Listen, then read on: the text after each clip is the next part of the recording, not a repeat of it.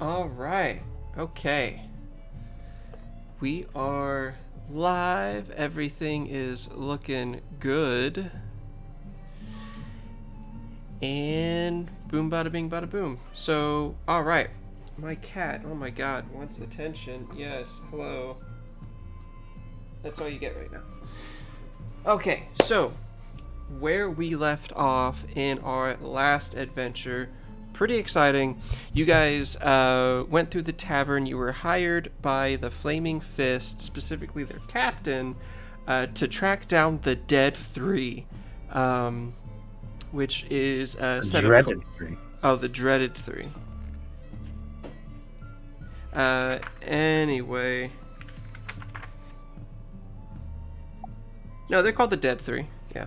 You said it was Cult of the Dreaded Three last time. Okay. Well, they're the Dead Three anyway. So, y'all went through the tavern, where there was a spy that works sometimes with the captain of the Flaming Fist, and you decided to first try and get the bar on your side after you found out that to get that information, you would need to take out someone who didn't like her being there anymore. That failed. You tried rallying the bar to turn in a bounty, a fake bounty, and then you did some gambling. Yes, I did. You found some rumors, some interesting rumors about a couple of people, and then you had a big fight. That was, I think, decided early on by both the ice knife that exploded the room and the animated armor that helped keep the captain's attention. But at the end of the night, you were able to survive, kill them, and gain the information that the Dead Three, from what she understands with her contacts, have been coming in and out of a local bathhouse. Let me see.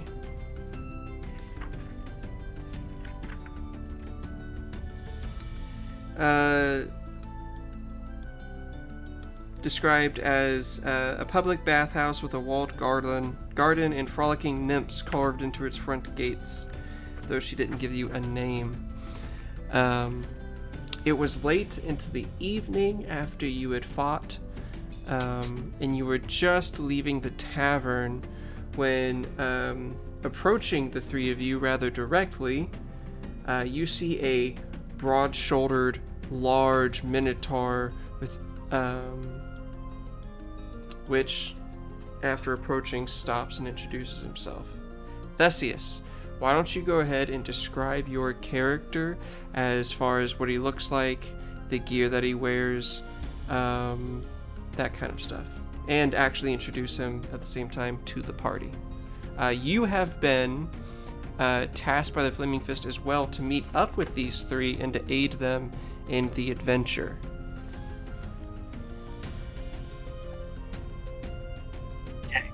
Cool. So, Theseus is a big lad. He is a minotaur. He stands probably well over 7 feet tall, with plenty of lean muscle to put on top of that because he is only a medium-sized creature according to the rules, but he fills that medium space all the way up. He is definitely equipped for battle. He's got some patchwork scale mail armor that kind of covers some vital parts of his body, and he has a longbow on his back with a quiver.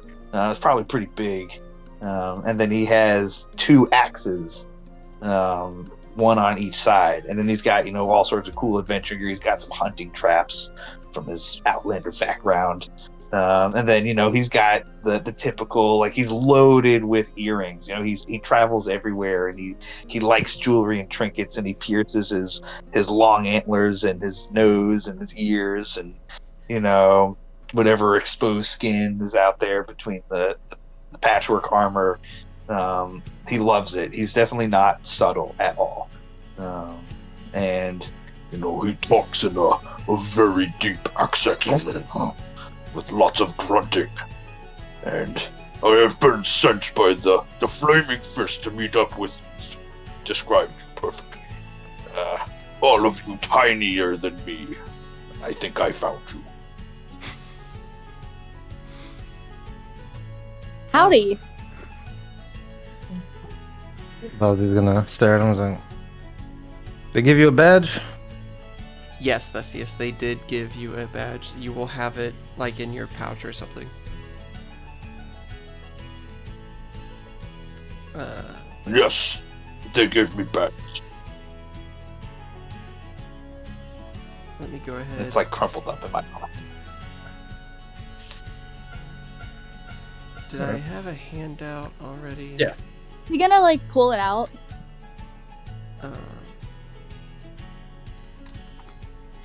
Yeah, it's like a big wad of paper in my pocket or whatever. And, It's like- all like crumpled up. Very gently reaches out, It's takes got it like against the table. She like flattens it out so that's a little less crumpled. You should really take. It was better next care to of an it. old good berry, and I had left a good berry in my pocket, so obviously it didn't have any potency, but it still existed. It kind of burst all over the patch, then got it all stained. Em just looks so annoyed. But with that piece of paper, you also have like an actual like medallion kind of thing. But anyway, so Oh, that's probably hanging. yeah, Okay. Yeah. The medallion's Lovely. probably just dangling from my horn. nice, love that. Okay, so yeah, you all meet up, and just as a reminder, and for other people, and for Theseus, you've got Keldazi, who, from what I understand, has like an emblazoned shield, and you're wearing not plate armor, you're wearing some kind of like heavy armor though, right? Chainmail. Yeah, I got chainmail on. Gotcha. Drake, he looks like you're a robed figure, right? A robed dragonborn. Yes. And Emma, she is a tiefling. So you do have green skin, right? Like, Yeah. greenish bluer skin. Yeah, okay. So that's the three that you see here. So from your understanding, probably 2 spellcasters and some kind of fighter, martial fighter or something. A doodle of M in the art thing. Yes. So from here, y'all just finished up. You met the Minotaur. It's late into the evening, so most of the shops are about to start closing. You have the location of the next area, and it's up to you what you want to do. If you want to wait until morning, purchase some new items and gear since you've got some money now, or if you wanted to go check it out immediately, completely up to you guys. I was I gonna look. definitely recommend we get a good night's rest before tackling any sort of investigations. Yeah, I almost died once or twice there, so could go for a little bit of a rest. Yeah, I think I'm good with resting. All right. Big guy. So it's pretty easy to find an inn in Baldur's Gate. The difference in them all is pretty much how much money do you want to spend and how much safety do you want to have. If you just want to pay a few, like a silver piece, you could definitely stay within the lower city. Each spend like a couple of silver per night. Let's say, would I be able to find? Quality. Let's say, would I be able to find a temple or anything for pretty much for my god? And who is your god again? It is Tritherion. Tritherion. Baldur's Gate's a pretty big town What is he the god of again? He is the god of something and retribution. What is it? Liberty and retribution. Okay, there might be one for liberty, but considering retribution in a town full of thieves and pirates and stuff, I'm gonna go ahead and do a percentage roll. Would you like high or low? Let's go with high. Oh, let me see here. So I'm just gonna re-roll that. Oh. Well, that was at a 90, so total of 95 on the golden rules. Yes, you are able to, after talking with one of the different Flaming Fist guards outside of the tavern, they direct you to, it's a little closer to the upper city gate, but there is a temple to Tritherion that you can go stay at. All right. Yeah. Well, obviously, as long as you are all respectful, should be able to get us to get some free lodging for the night at the temple. Now that's a good question. Idea. It's from my background, because I have Shelter of the Faithful. But is that just for you? You and your adventuring companions. Oh, well, there you go. All right.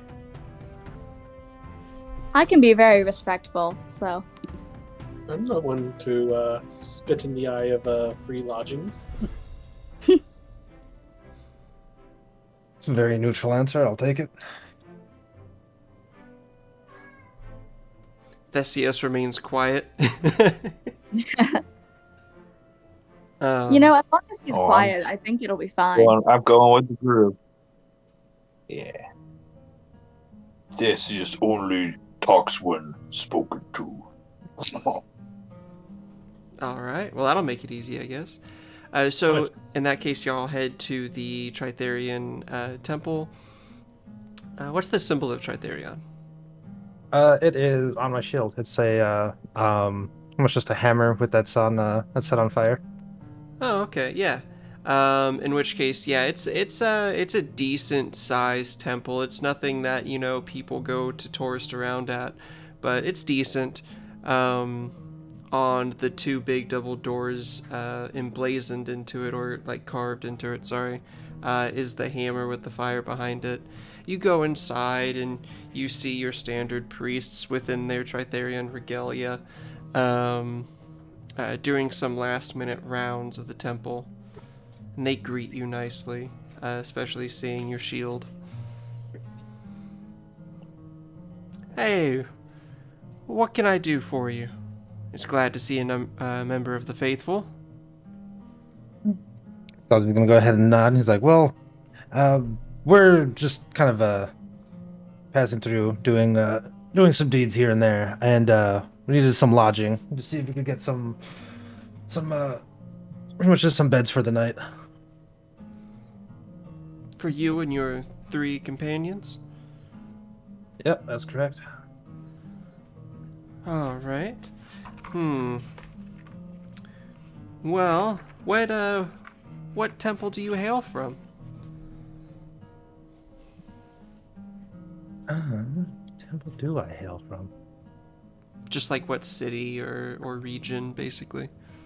Can't remember where I had set from.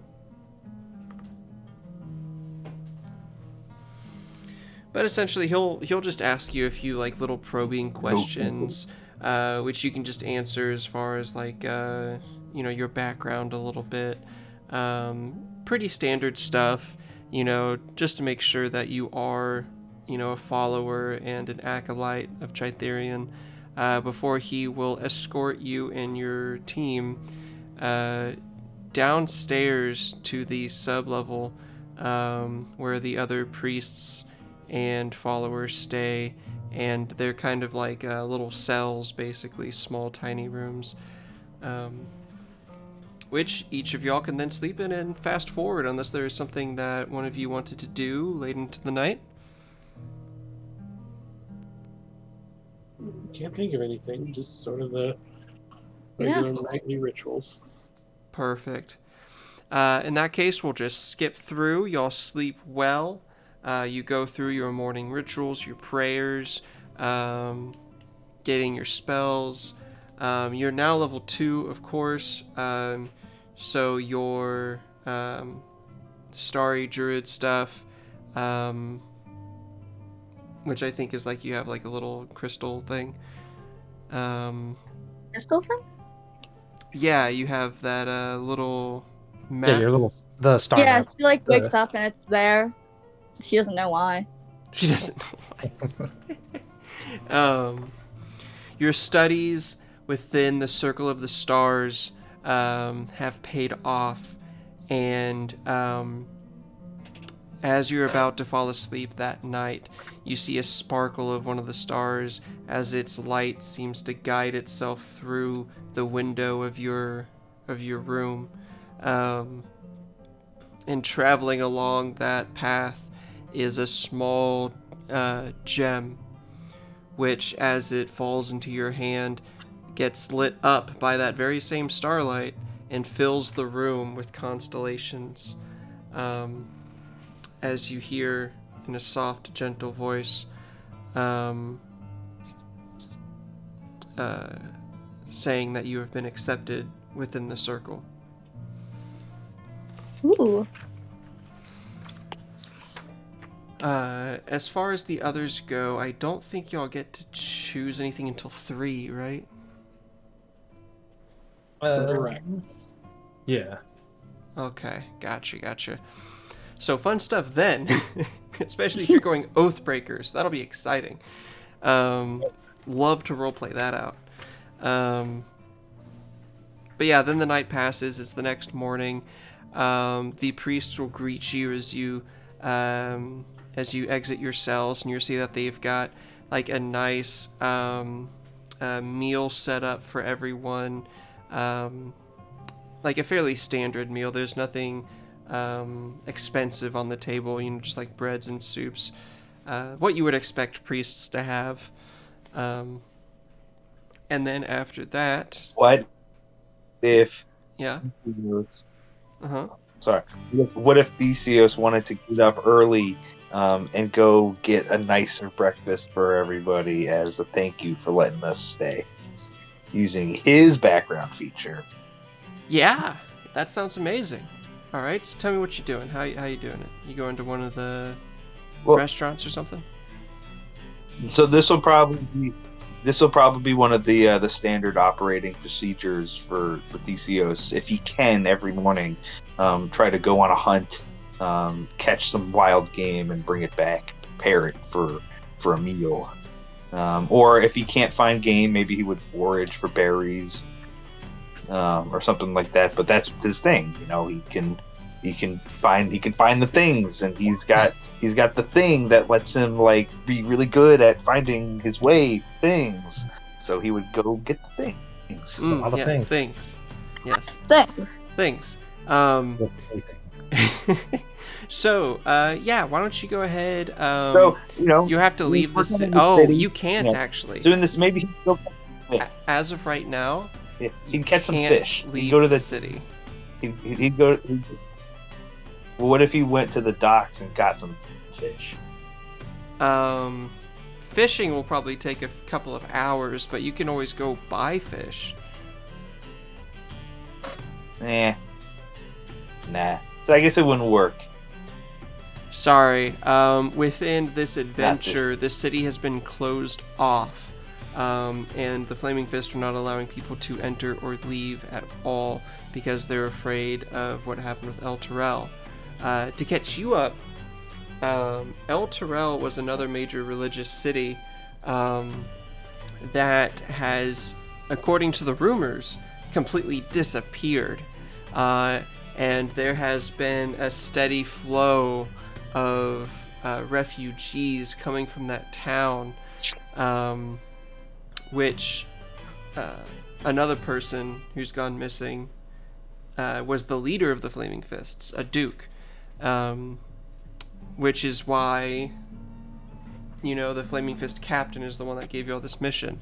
They are looking for paladins of El Terrell and to arrest them on sight because they view them as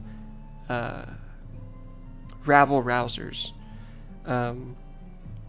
And because they're doing that, they don't have time to deal with the Dead Three, which is why you got hired on. But I think after that, you're on the same page as everyone else. If you spend like a couple of silver, you can get yourself some good food from a butcher or a fishery. If you would still like to try to do something similar. Let's do it. All right. You know what? I want to show the party that I am a good provider, and I won't tell them where I got the fresh meat and stuff, but I'll just say that let me go ahead and take a look here real quick. Theseus. Okay, yeah, so because the gates have been shut, the only way to get fresh things is through the whatever's left, through smuggling, or through trading on the seaports. So, fish it is, because I don't have a criminal contact. You can, for if it's just fish, then it'll be like if you get like 4 or 5 fish, they'll say 5 silver. So half a gold. Okay. Yeah. I wouldn't know where to go. I'm not from here. I'm a wanderer. I'm an outlander. Not really my cup of tea. I mean, I know how to navigate. Like, I know how to get to. I'm like, okay. I know which way is north, and I know the shore is east. So I know I'll just walk that way until I get to the dock, and then I'll just retrace my steps. All right. All right. Tell everybody that I got some fish, and then we're gonna get these Dead Three motherfuckers. Yeah, and the priests are more than happy to cook the fish for you guys. Assuming none of y'all know how to cook.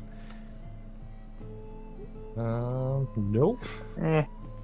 Not one of my proficient skills, but wait, can I make them tea? Since that's like her thing. Sure. Why don't you go ahead and give me a proficiency check using your alchemy tools? All right, cool. So it's just a d20 plus your proficiency. All right, so just roll d20 plus 2 then. Which I think you may be able to just. What do you think? This is intelligence or wisdom? Probably intelligence, huh? So you can actually do something like that. Which, funny enough, is also an 11. 102. Yeah, okay. Oh, is that hidden? My rolls are hidden from you guys. That's okay, though. Oh, I see the alchemist supplies. Oh, you do? Okay, perfect. I'd rather it not be hidden. Alright, so you make some pretty standard tea. You still have some leaves and roots left over from your travel here to Baldur's Gate. Yeah, so you make everyone a nice cup of tea to go along with their fish and bread. Lovely. All right. And at this point, the city is open up for you.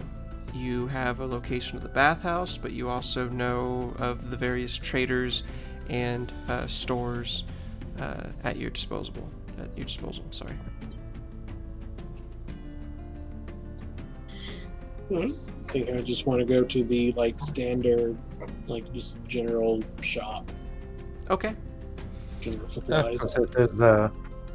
I'd probably want to check out an alchemist. I can get some. At least get some vials of acid. Vials of acid. All right. Which, by the way, you'd have noticed as she was preparing the tea that she had an alchemist kit. Though, of course, I don't think she's going to have vials of acid available to her right now. But just something to remember of Emma's character. And are you all splitting off to do this, or do you want to go to the general store first and then to the alchemist shop? Ooh, I should pick up some alchemy supplies at the Alchemist Shop. Yeah, probably. You can probably stop by the general store and then the alchemist, and then head to the bathhouse. Yeah. Okay. That sounds like a plan. All right. All right. So y'all go through the town. I know one of y'all is a couple of y'all are from Baldur's Gate, at least a little bit. You've traveled around, so it's not too big of a deal. You are able to find a general store within the lower city, kind of a little rundown, but you go on in, and let me see here.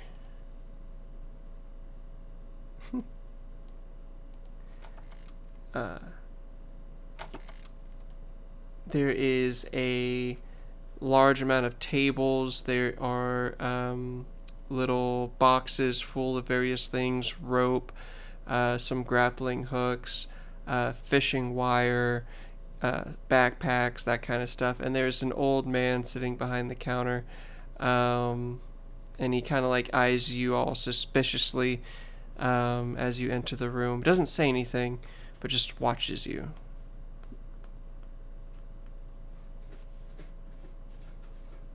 And Greetings. he'll wave. From here, as far as the player's handbook is concerned, a lot of the general items you can find here for the standard price. With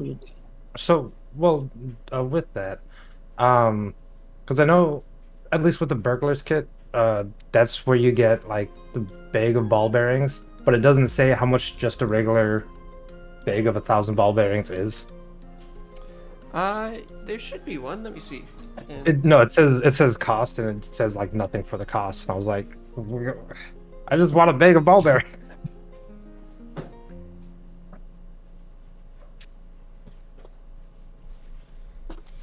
Let me see here.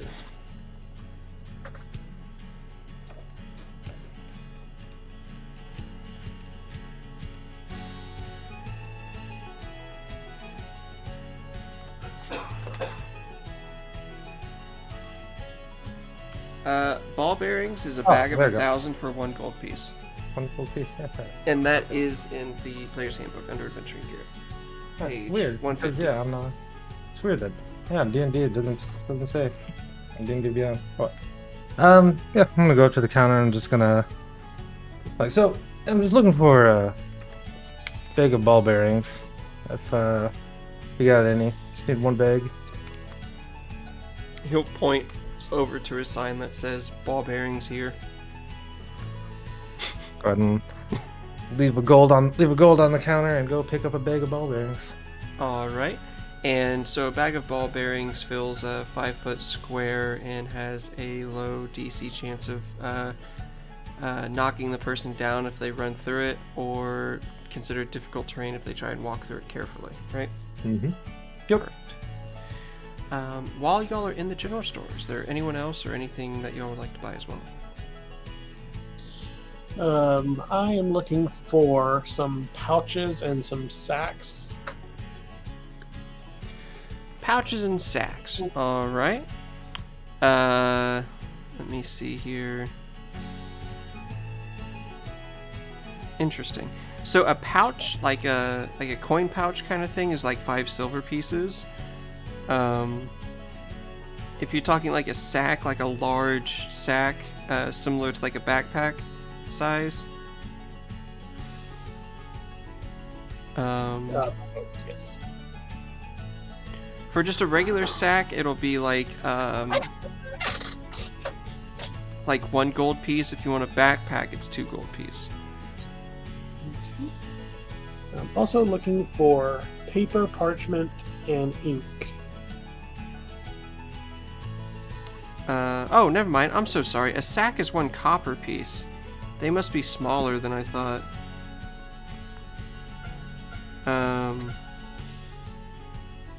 You want paper.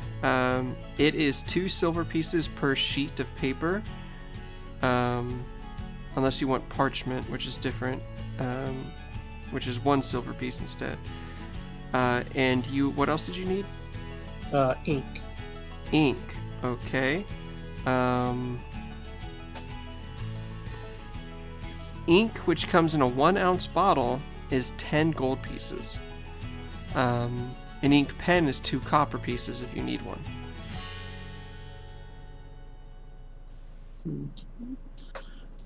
Also a grappling hook.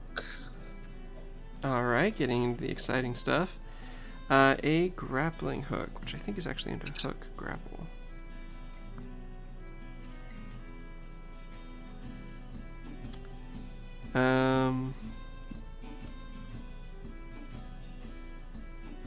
That's 2 2 gold pieces for a grappling hook, which has a little circular loop at the end so you can tie it to some rope.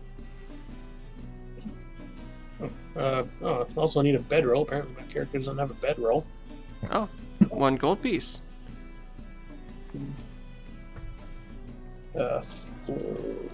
Flask. Just an empty flask? Is Flask or tankard, 2 copper pieces.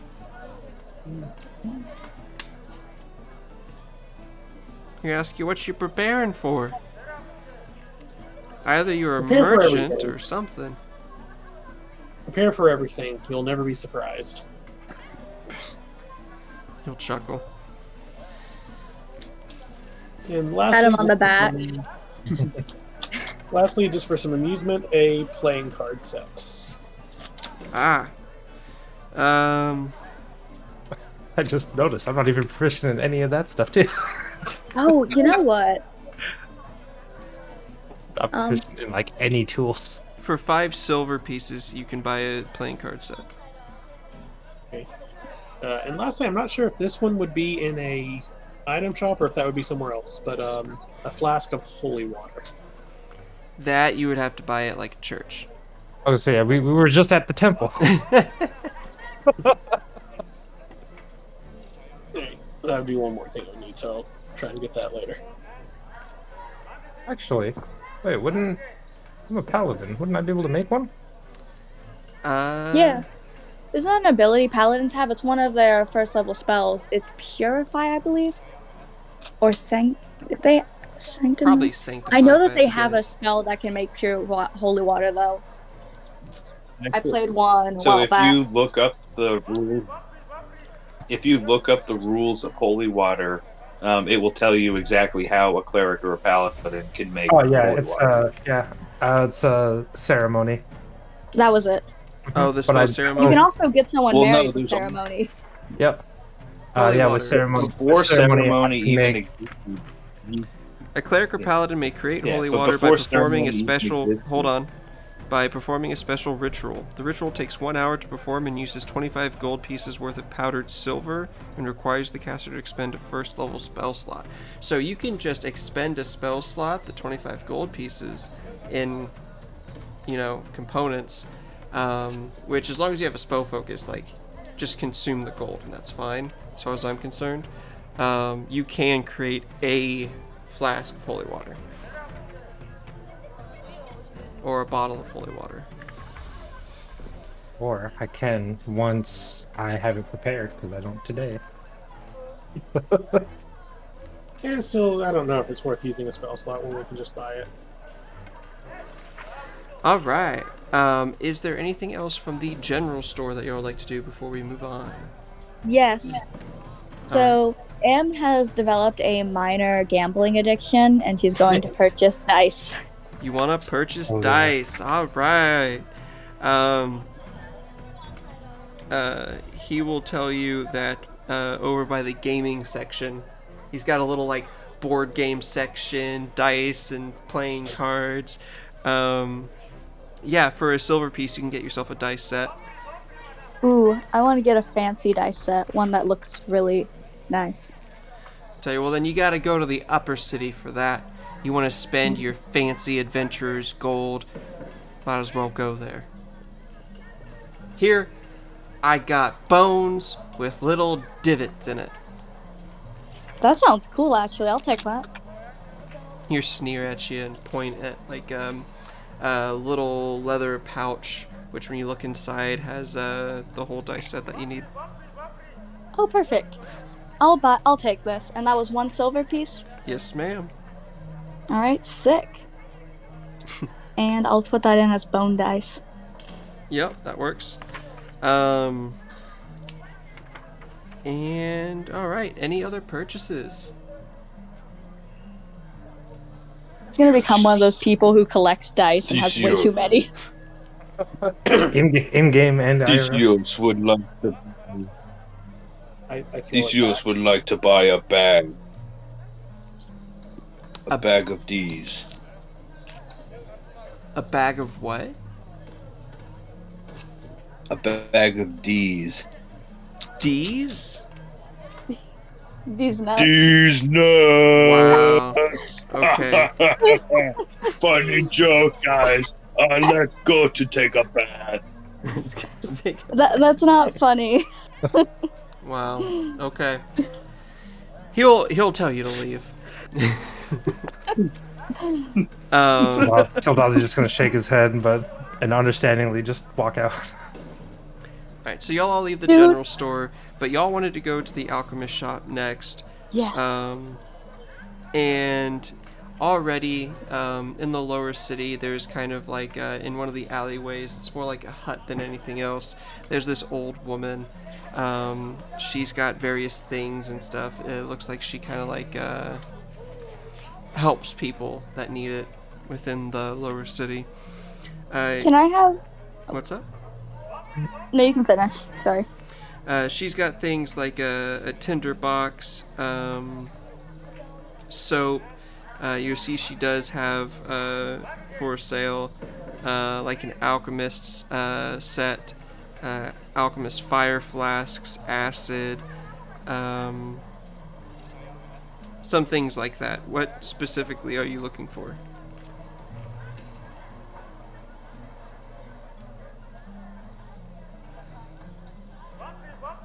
Hello? Hello? What? I didn't know who you were talking to. Whoever Yeah. wanted to buy things. Oh, so my character has the proficiency in alchemy supplies, and he has the tools. So does she have to buy stuff to make potions? I don't know how the whole potion making thing works. Yes, so you need to either find or buy ingredients, which as far as mechanics go, you know, it's either going to be harvesting from monsters that you kill, or going out each day and trying to like forage and find ingredients based on the area that you're in. Or you can just buy the ingredients depending on Okay. where you are. I assume Em already knows what ingredients she would need, since she's good at alchemy. So I'd like to buy stuff for like healing potions. Healing potions. Alright, let me see here. That would be under Potion of Healing.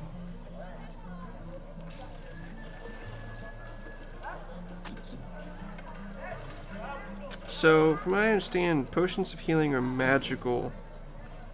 Right, let me see. Can you create potions of healing Should be able to. without being like a cleric with the spell? Or someone with the spell? I always use this, found, like, something useful that makes, like, actually the tools and all that useful in game. And I know they have it set to that, if I can find it. Well, what I'll go ahead and do is if you use your alchemist toolkit, we'll say that the cost of creating one is like cut in half. Okay. Because normally a potion of healing is 50 gold pieces. If you get the ingredients, you can... Do it for 25? And it's going to take like a couple of hours.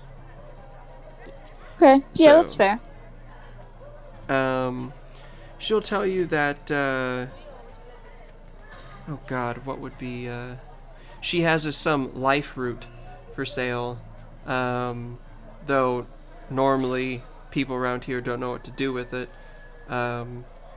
She'll say that she'll sell you life root for 1 root per 1 gold. Okay. 1 root per 1 gold. And she has 5. Alright, I'll buy 5 then. Alright, so you clear out her stock of life root, spend your 5 gold, and so additionally, if you want to create a potion of healing, you're going to have to spend an additional 25 per pot. Okay. And I can make 5 with the life root, I'm guessing? Yeah. Alright, cool. So you'd be spending like 125 gold. Alright, sick. For now, just make 1 later. Right. And I think, was it Drake? Were you the other person who wanted to buy things from the Alchemist Shop? No, it was Kildazi. It was gonna look for vials of acid. Wanted at least 2, maybe 3. Okay, she'll tell you that they are 25 gold pieces each. Alright, she'll take 3. Alright, go ahead and mark it off. Give yourself 3 vials of acid, and you're good to go. Alright, assuming there's nothing left, y'all leave the Alchemist Shop. And from what the spy have told you, the bathhouse shouldn't be too far away. It is early afternoon at this point, as you've been traveling around town doing various things. Do you make your way straight there? I believe we should. Yeah. Yeah, I think that's be the best thing to do. Alright, so the bathhouse is a 1-story stuccoed building with stained glass windows and clay roof tiles. 10-foot tall walls enclose a large courtyard outside the southeast corner of the building. The closed wooden doors to the courtyard are engraved with images of smiling nymphs dancing and frolicking in the water. And let me go ahead and move y'all to the map.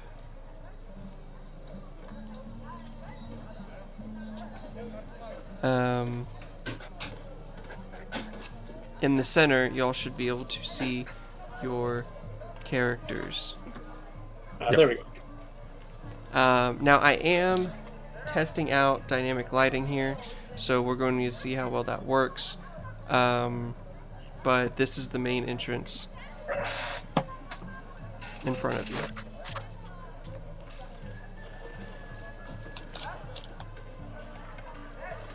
I assume you... So, what's up? what's the plan for our approach, guys? Well, from what Serena said, basically people go in, and it's just rumored that somewhere inside is a secret door for the cultist members. I imagine that would be an easy thing to find.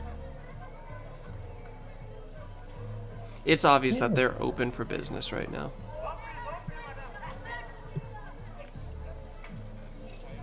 I don't know if we wanted to wait outside, see if we can spot anybody looking a little shadier than usual, and that's trying to head in. Just try and stake out for some cult member looking people. Yeah. We can try that. Alright, so y'all kind of stay outside, maybe across the street or, you know, that kind of thing? Mm-hmm. Alright. Are y'all trying to not be conspicuous? Yeah, I imagine we're trying to keep a low profile. Yeah. Alright. Maybe not necessarily sneaking, but definitely being quiet. Well, to determine how well you are at keeping a low profile, being adventurers and all that, geared out for war, I would like a stealth check.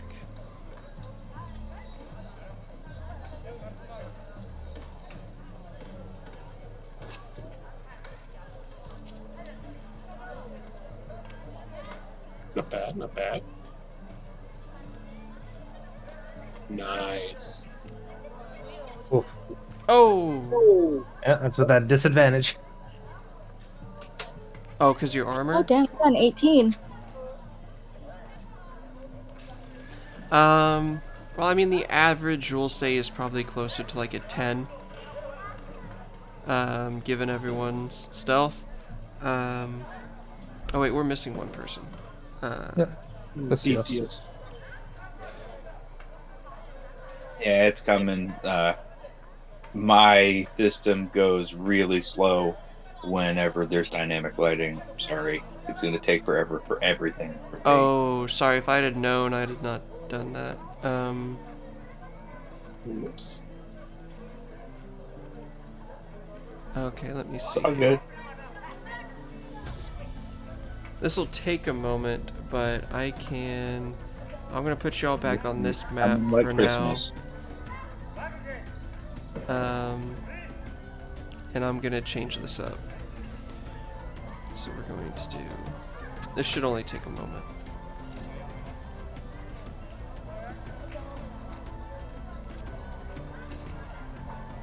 So 13, Well, I got a 13. 18, Okay. 4. 13, 13, 18, 4. 13, 13, 18. How does that have the same cadence as Gangnam Style? So the average is 12 then? Yeah, average would be 12. Love math. Oh my god. How much in numbers?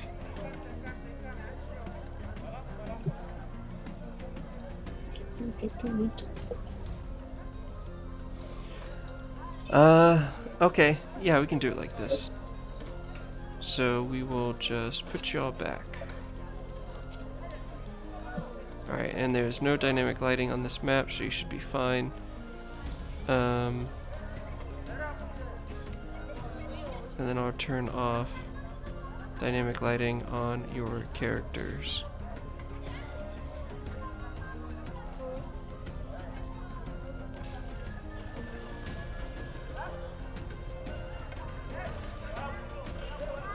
And you should be good. Everything looking right? Yeah. Yeah. Okie dokie. Well, in that case, an average of 12. Not bad. Let's see. I'll roll that again. Ooh. Alright. So, y'all stake out the place. You kind of cross the street, maybe sitting in a little, like outside tavern area, maybe in an alleyway. And throughout the day, you don't seem to notice any super suspicious characters going in. Though actually, why don't you roll me? First, I want some perception checks. Alright. From everyone? Yes. Ooh. Oh.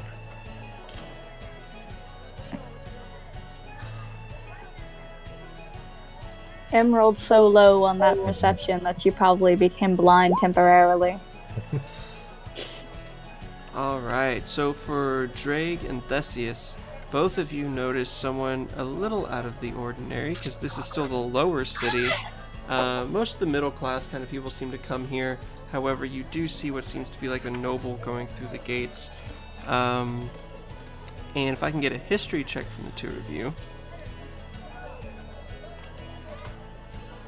History? Yeah, to determine like noble related lore.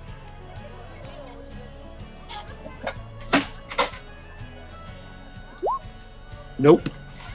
Alright, so the two of you just understand that it looked like a noble walked in.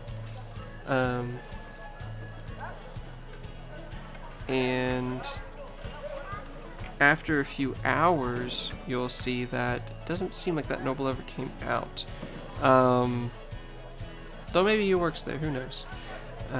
How long are you all willing to do this for? Because it'll be about like 4 p.m. in the afternoon, so you've been there since about noon. Do y'all want to keep waiting or change your tactics? I'm down to start making a potion while I wait. So. So you just set up on the ground? And Yeah. you just start like trying to brew a potion? Okay, we'll say that you go off into like an alleyway. This will take a couple of hours, but why don't you go ahead and give me... so when you go into your character sheet, on Emmeline Bloom, you'll see at like just underneath your skills, Alchemist thing. If you click on it, it'll put input value, add your intelligence, and then roll. Alchemist. Wait. Oh, tool. Oh, so proficiency would be my intelligence, you're saying?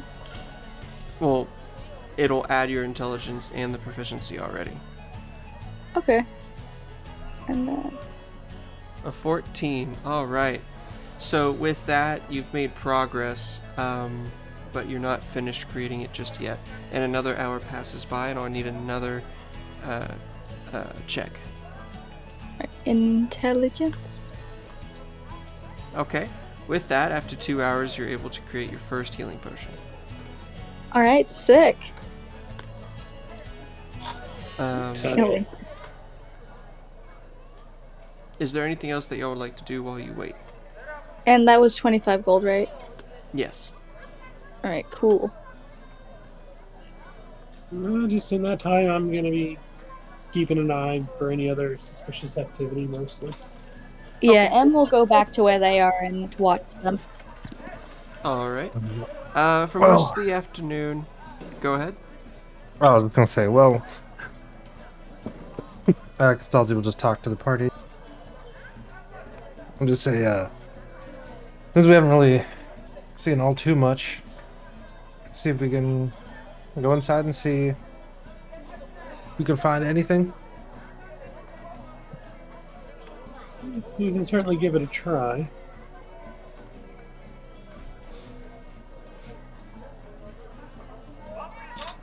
We're going in just as bathers.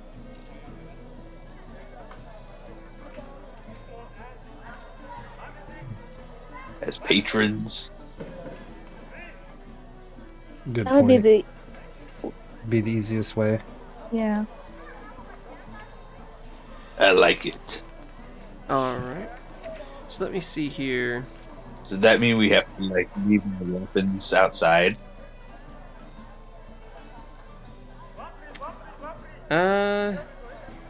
Let's see. Yeah, think about that. Nobody has a trick. They For don't that, talk do too they? much about it in the module. If y'all just go in there. So that's kind of funny. Yeah, so y'all just enter on in. And the inside here, as you go through the door, is like a nice courtyard.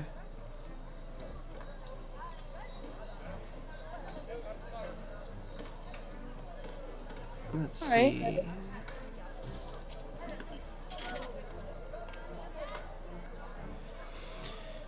So, this L-shaped courtyard features a trimmed lawn and nicely manicured shrubbery.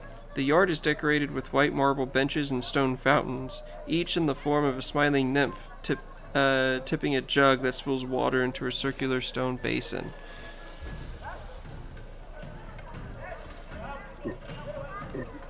Let's see here. And so this is kind of like a nice little rest area with the doors, let's see, right here to go into the next room. Let me go ahead and take a look at one of your characters real quick, because I think you're the only one that might have something. If I were to guess, I wouldn't imagine there would be a secret entrance within side of a lobby that anyone could walk into and just see someone going through the secret entrance. I would imagine that would be more. I mean, hiding in plain sight. You never know. I mean, platform 9 3/4, right? I suppose that's true, but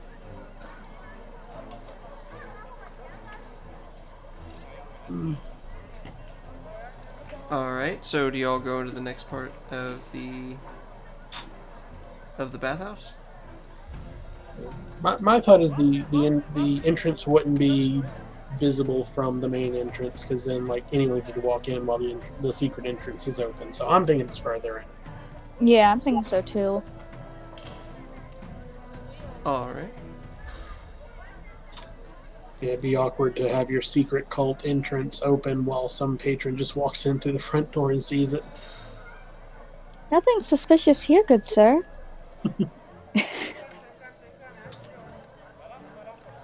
Alright, so y'all go into the next area?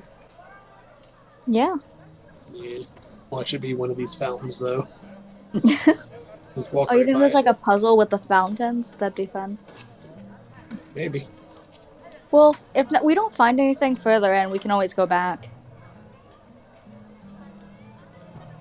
Might as well observe the whole area first. Alright, so there are 3 commoners kind of just chilling, bathing in the baths, in the public baths. There's like a set of lockers on one side of the room. Let me actually go ahead and see here. So for D2, the walls of the 20-foot high pillared chamber are adorned with frescoes of bathing royalty. Natural light streams through stained glass windows, creating colorful patterns in the tiles of polished blue marble that cover the floor. 3 shallow sunken pools contain scintillating perfume-scented water. White marble benches bearing stacks of dry towels are situated near the pools, each of which comes equipped with a pair of brass faucets.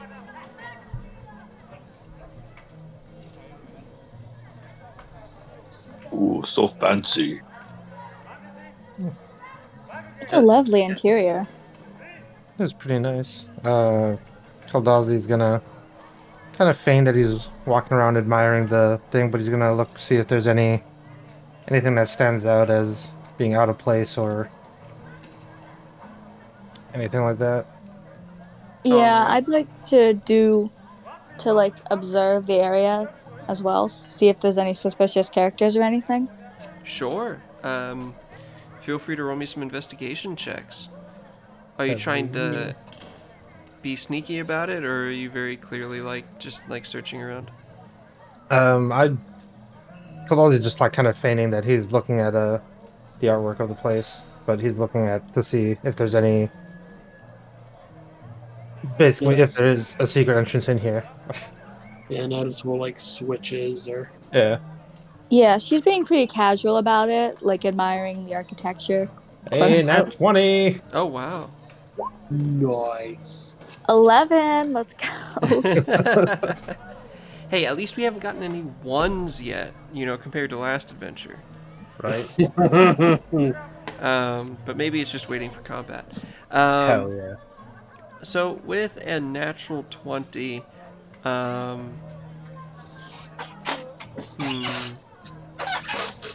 you may notice some muddy boot prints just coming out of this door. Now these 2 doors, they're marked as like the south and north massage room.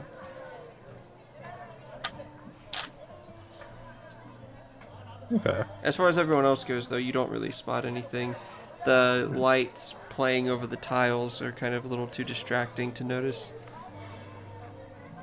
If I had to guess, a massage room is nice and private. I would think that's where a secret entrance would be. Possibly. No, just let know that, because, it would kind of look weird for 4 people to just walk into a massage room. We could buy massages. Sure. Yeah. Split up, 2 in one room, 2 in the other. Yeah. Try and find an excuse for the masseuse to leave, and then we can check out the rooms and find which one might have a secret entrance in it. Yeah. Okay. Well, it's really easy because most masseuses will like leave the room and tell you to undress to what you're comfortable with. So, at least Yeah. from my personal knowledge of Is it. there like a desk where we can request to pay for a massage, or you don't see one in here. I guess I'll I'll ask one of the commoners. politely walk up to one of these commoners and ask, like, how would one go about requesting a massage in one of those massage rooms? Do you know? Um. Yeah, you just go in, pay him the money. There's a little chest in there for your belongings, and you're good. Oh, why, thank you very much. This is our first time in such a nice establishment. We're treating ourselves today. All right. All right, so north or south. I'm going to roll a d4. One or two, I'll take the north room. 3 or 4, I'll take the south room. Like, hold out, he's gonna go towards the north room since that's where he saw the boot prints. I'll go to the south room. All right, splitting the party. We'll go Always with a good idea. we'll go with the Hell yeah. south room first. With Drake. Yeah. As you enter the room, I'd like to go to the north room. Everyone just abandoning me. I see. Okay, I'll go. I well, was gonna go north, but I'll go south instead. Keep it an As- even split. I'll go with Is this I'll go with north? Drake. all right, hold up. As you open the door to the south massage room, you see it's a very small room, not a lot of space. In the center, there's a massage table draped in clean towels. Bottles of perfume you see are stored under it, used to scent the pools in the area you were just in. Natural light enters through a stained glass window set into that south wall there, and there is a human commoner, a very androgynous-looking human, will slightly bow and introduce himself as Jabez, and ask how he may help you. Ah, yes. I was hoping to treat my friend here to a massage. Heard very good things about this place. Ah. Okay then. That I've never. Okay, he says, looking behind you at the Minotaur. Normally I charge 2 gold, but considering the size, I'm gonna have to charge 5. 5 does seem like a fair amount. And I'll go into my coin purse and pull out some coins and hand it to Gran. And would you happen to have any tools to file down the hooves? They seem to be a little overgrown, I would think. You know what? We don't usually. Actually, you know what? Here, let me just let me check something. So for Theseus, high or low? Oh, hi. All right. Percentage dice.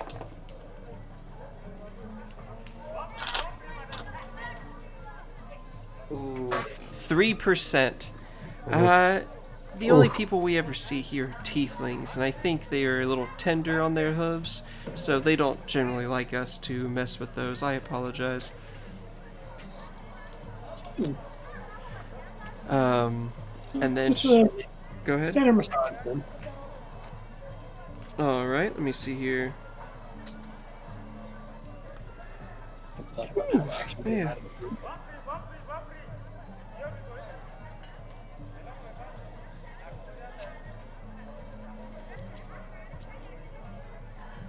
So I didn't expect someone to actually get a massage. Let's see.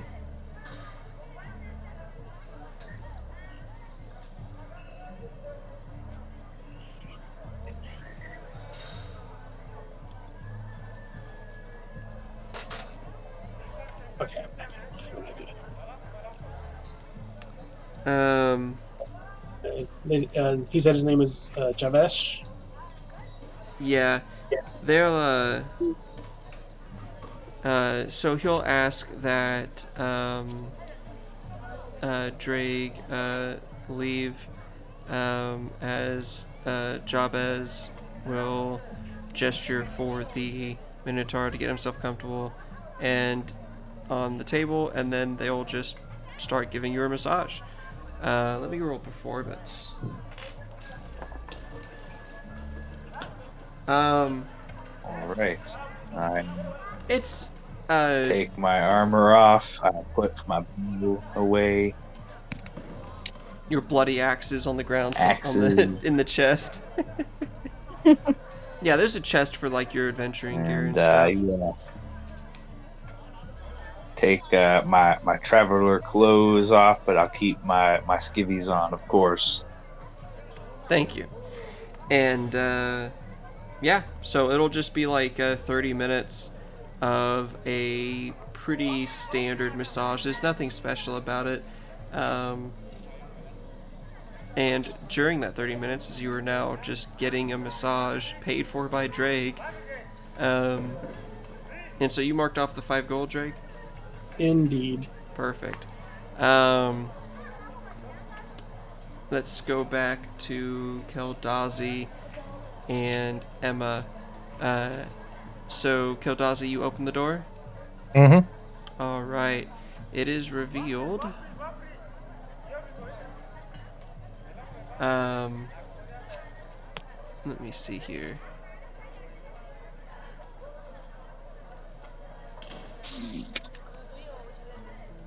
Can y'all see? What do y'all see? Pretty much see all the both rooms and the both like the main area, this entire building basically, like here. Yeah, I can see I can see everything around there to there. Okay, gotcha. At this point, do not look at my stream. Okay. Feel free to be in the stream. Don't look at the stream. Alright, so this is very similar to what I just described earlier. Small room, nice table with some perfumes underneath. You will be greeted by another female human masseuse. She'll pronounce her name as Kermia. And she will greet you warmly as you walk in. And the two of you both walk in. Yes. Hello, Camilla. We have come to receive massages. Well, Obviously. Unfortunately, I cannot do both at the same time. However, I would recommend that one of you take the southern massage room, as Jabez is a very talented masseuse. I think that's taken already. Mm. For a while, too. I saw a very big guy going in. Yeah, as you hear nice Minotaur noises coming from down there. Oh, Well, while she's talking with the masseuse, can I look around to see if I can see anything in the room? I also sort of had an idea. I want to try, see if I can get into work. Okay, so Emma is currently talking with Kermia, what you've said so far, and meanwhile Jukazi is, or Keldazi, is just like roaming around the room, like kind of like looking. Oh no, I'm just kind of off over on this side where. Okay, Just- so not investigating, but perceiving. No, I'm just perception, just looking Okay. looking around to see if there's anything like. Yeah, roll me a perception check. Oh, 9. Amazing. Oh, you have no idea how amazing that is. Alright, and so you don't really seem to spot anything out of the ordinary here, but what about you, Emma? What was the thing you were going to try? So I want to look at her and say, well, darling, I would quite like a massage, but the problem is, without a hot tea, I cannot relax. Is there any way you could fetch that for me? she'll give you kind of a strange glance, and say that, well, we have boiling water, definitely, but we don't have any kind of kitchen facilities here. Could you fetch me boiling water then? Roll persuasion. Right. Persuasion. 17. Ooh. Okay. Do you like that for eyes at her? Ooh, okay. So, alright. This is a little substandard, but I can do that. Just so you are aware, I do charge 2 gold pieces per person. I'll be just a moment, I guess, as she, leaves the room and shuts the door behind her. I cannot believe that worked. Yeah. I don't know if I should let you check the place out, and I can stand out saying, oh, that you're getting ready for the massage, or. Yeah. Alright, I'll investigate, I guess, All the right. area. Actually, go ahead and roll me perception, but do it at advantage. Since you're, okay. taking the time and you've... Motherfucker. That's great. But you still met the check.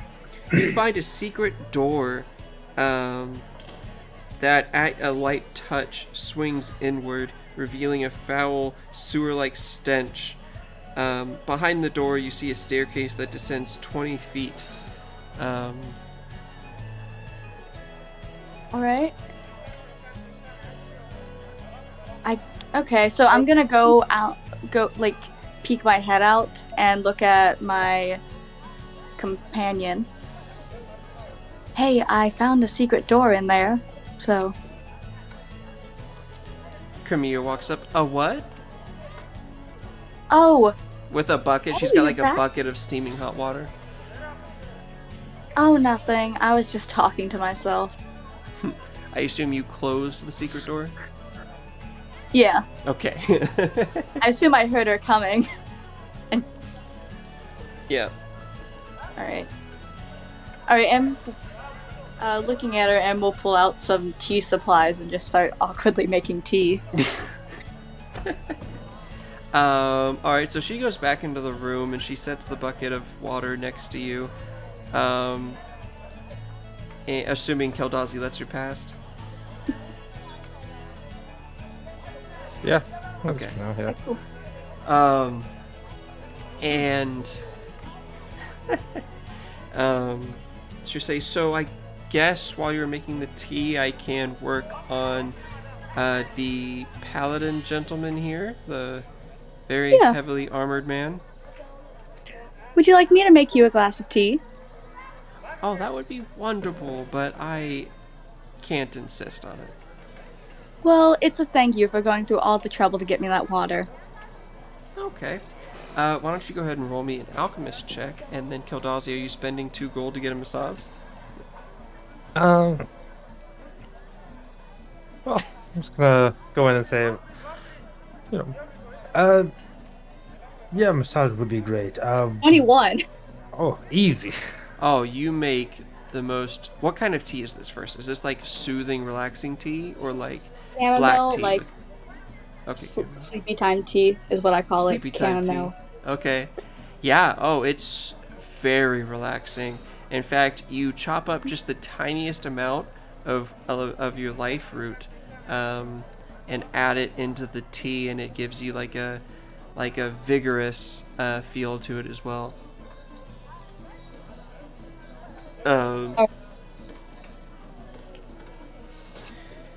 And as Camilla sips on it, she'll say, "Oh, wow! Anytime you come through, you just let me know. I'll get you a bucket of water any time of the day." And you're paying for the thing? Okay, yeah. So you put down 2 gold. Yeah, that's pretty much. Yeah, I must insist. Do you mind if you step outside while I get ready for the massage? Of course. Sure. Finding myself out of this room more than I am in the room lately. just knock or say when you're ready, and I'll come back in. And she'll leave the room, shutting the door behind her. And you've already given her the 2 gold at this point. Yeah. Okay.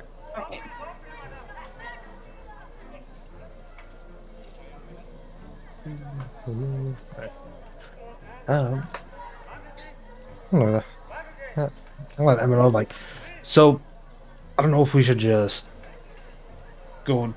I mean, the other 2 are off over there doing something. If it's just us 2, I'm worried that we might die while we're down there. Yeah. So we need to figure out a way to get the other 2 here. We need to. I did give her sleepy time tea, so she might fall asleep soon. Honestly, it'd be better if she was in here when she fell asleep, actually, so. True. Very true. You should probably let her back in. Hey, you could always Yeah. knock her out. True. If my tea isn't strong enough, then we will. Oh gosh. Is Okay. his massage still going, or? That probably took some time. Yeah, we'll say the massage is over. You feel very refreshed, Theseus, and she'll, Jabaz will nod and say, "Come back anytime."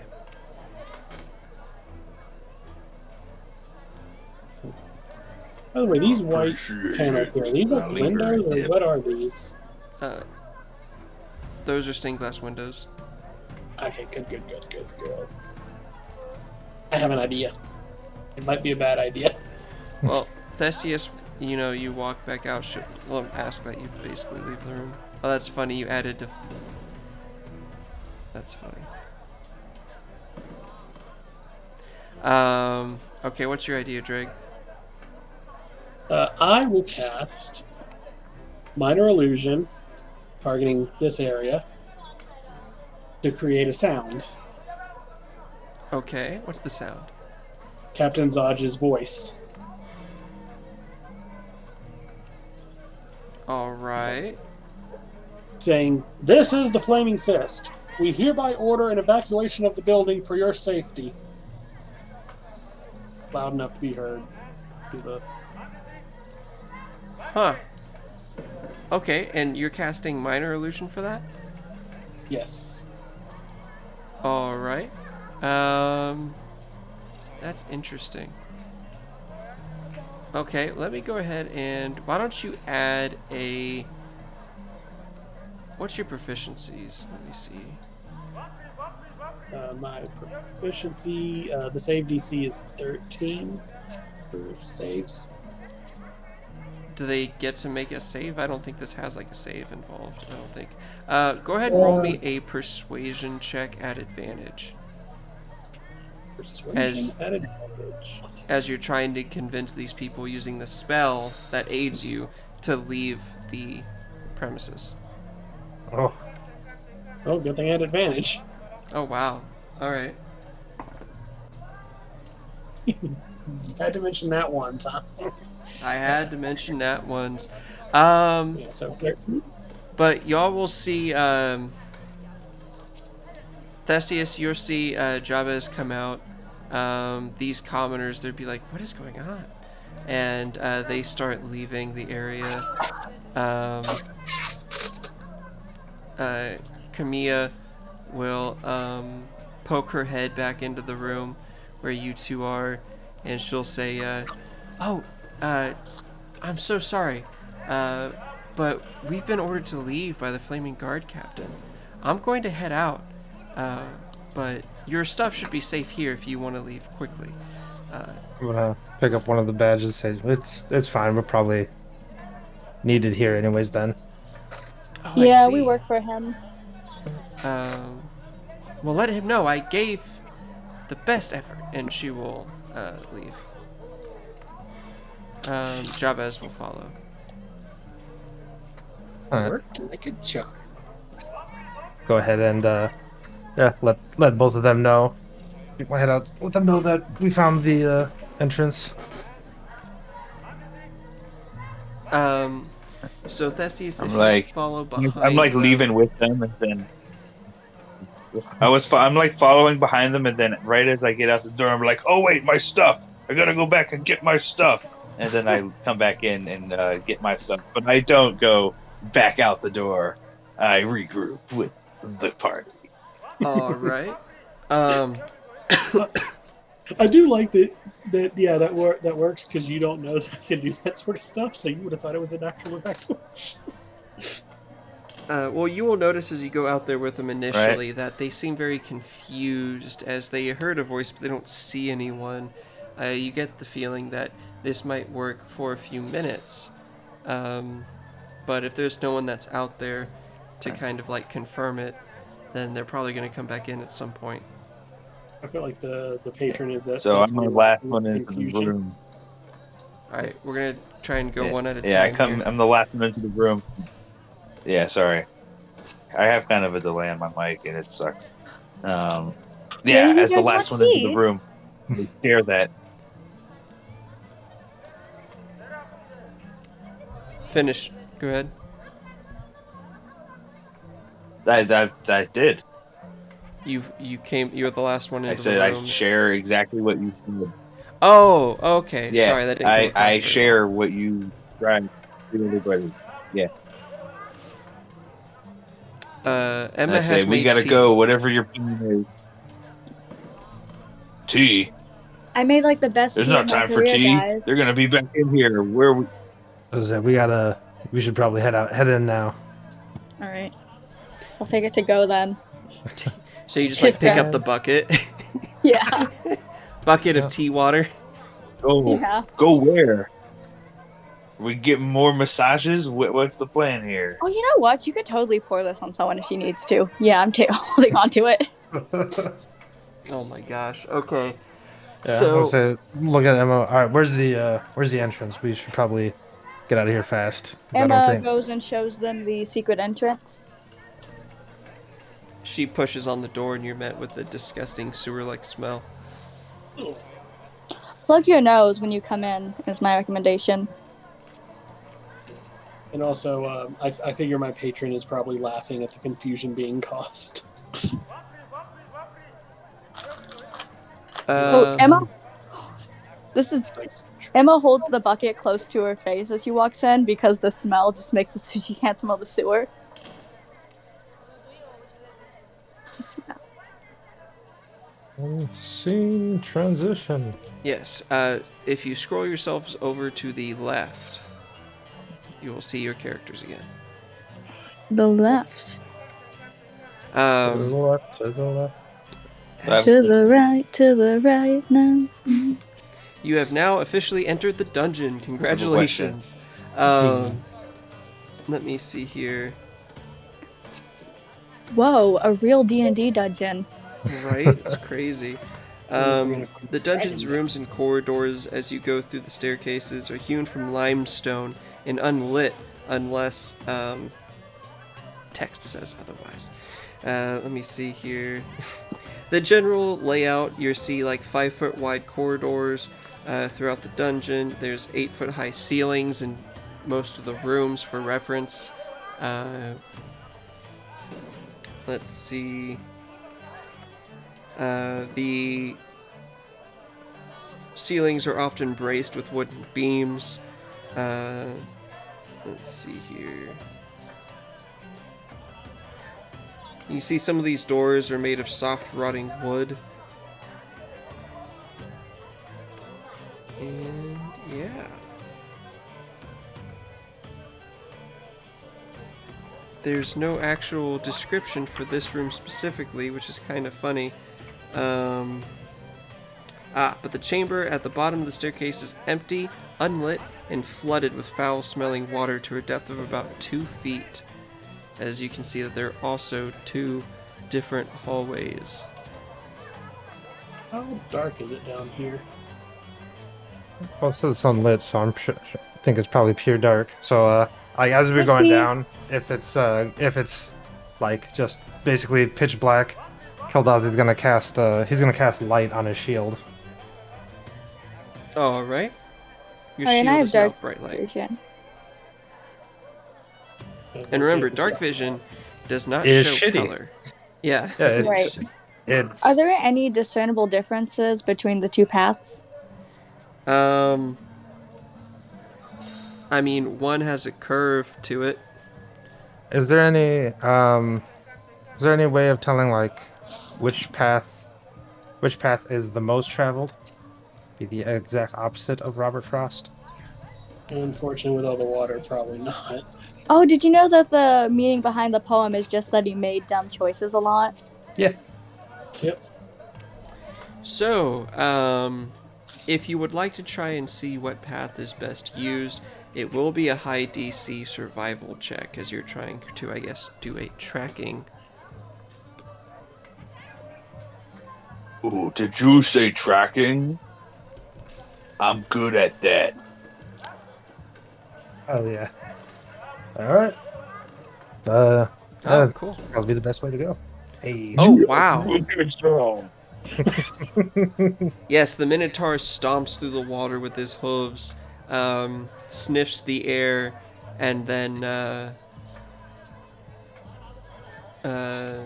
feels down into the water on the tile of the limestone floor, and you're able to sense that most traffic comes through here, but there is a light traffic that goes through this area as well.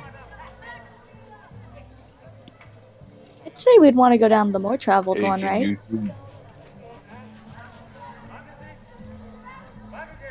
Can you do more than one light? Let's see. I don't. Tell you. It's like a total of 30 feet, right? Like 20 foot It's bright. 20 foot bright light, 20 foot dim light. Oh, I know produce flame. I yeah, can I can also al- create some light. I would say we also have torches, Oop, or didn't should mean have to press that. torches, but no, I can only cast light on one object at a time. Oh, If I- bummer. I bet if I cast produce flame, we could get some extra lighting.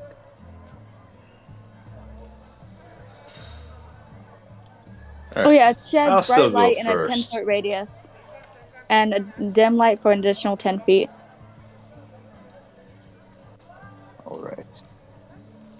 So do we want to go the road most traveled or the road least traveled?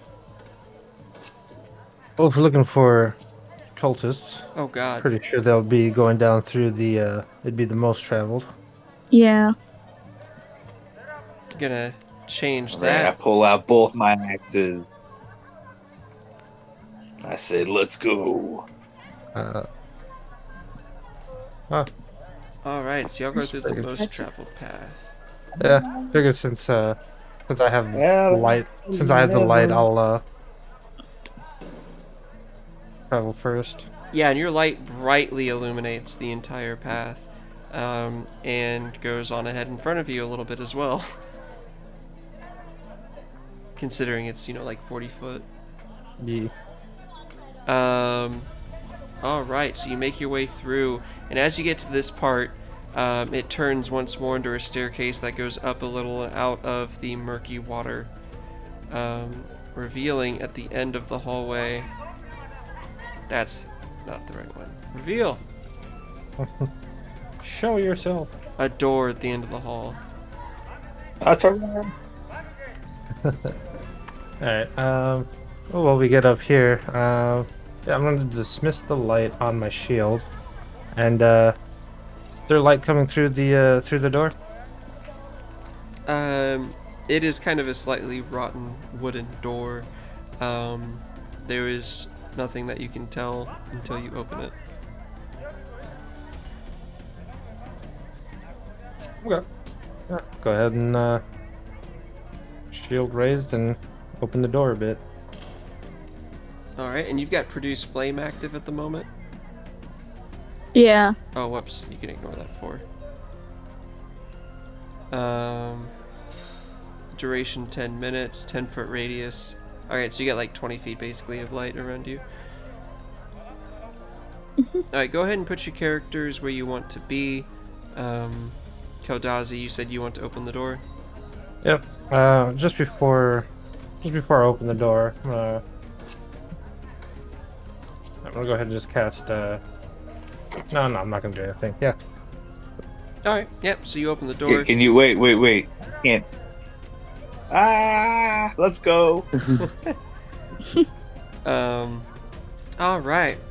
So this chamber is empty, but not bereft of decor. Carved into each of the 3 doors you see, is a full depiction of one of the dead 3. The east door, the face of the bearing a carving of Bane, the lawful evil god of tyranny, depicted as a tall armored man wearing a bucket helm. His right gauntlet is painted black and clutches a set of shackles. The north door that you came from is a carving of Baal, the chaotic evil god of murder, depicted powerfully built, skull-headed man with long curved blades where his hands should be. And the southern door, carving of Merkul, portrayed as a cloaked figure whose face is hidden under a cowl. In his skeletal hands, he clutches a screaming human skull. And then there's the path going to the right, which seems to go down into another puddle of water.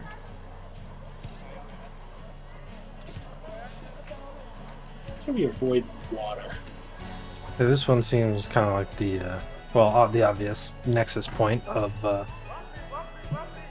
they split off. I vote south. So we could go back to we could double back and check out the other path as well. It probably just circles back to this. It might go somewhere different.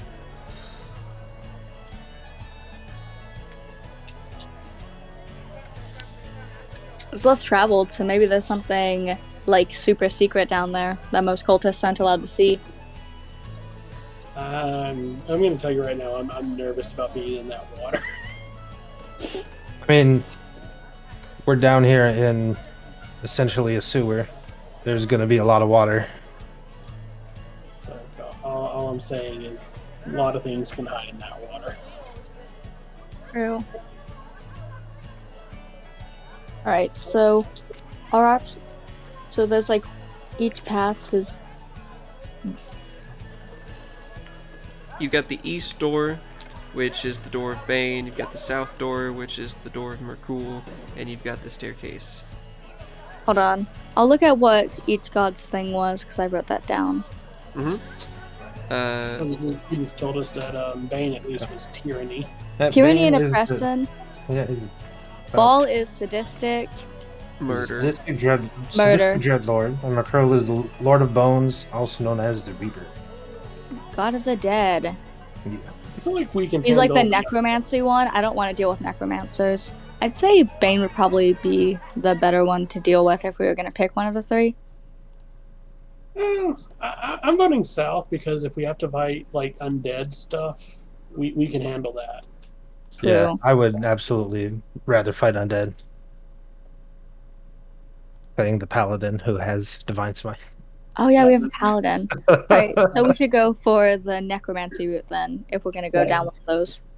I'm not gonna lie, it may be entirely because of Keldazi that I'm saying we can handle the undead. Go ahead and go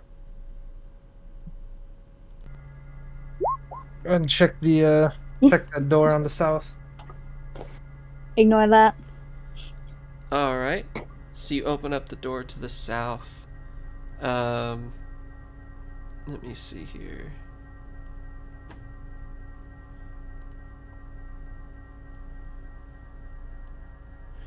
Revealing, lying on the floor of this otherwise empty room are the pale bodies of 3 humans in filthy black robes, arranged in a triangular formation. A lit torch lies between them. A rough-hewn staircase to the left leads down to another torch-lit chamber.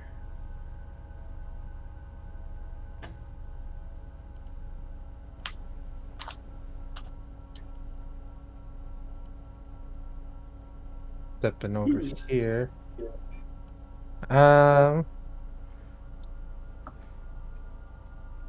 With my battle axe, I was gonna kind of check that one, see if there's So- any. As you come in to check the body, you will see them leap up and attack. As they were just playing dead. Who would have thought? And I'm going to need initiative. Remember to click on your token before you hit the initiative button. Right. Being attacked by zombie possums. Zombie possums. Great. Love it. Zombies. Show me good initiative. Alright, that's not bad. 141. God damn, what an initiative roll. Oh. It seems last week's glitch is still continuing. It'd be funny if it just kept going up every time. Oh no, hold on. I'm sorry. I got an 8. I need to remove all turns. Go ahead and roll again, and then I'll just change the number to the original. No, but I got 21 that time. Oh, I'll definitely This take I'll definitely take the other one. That's 15. 198.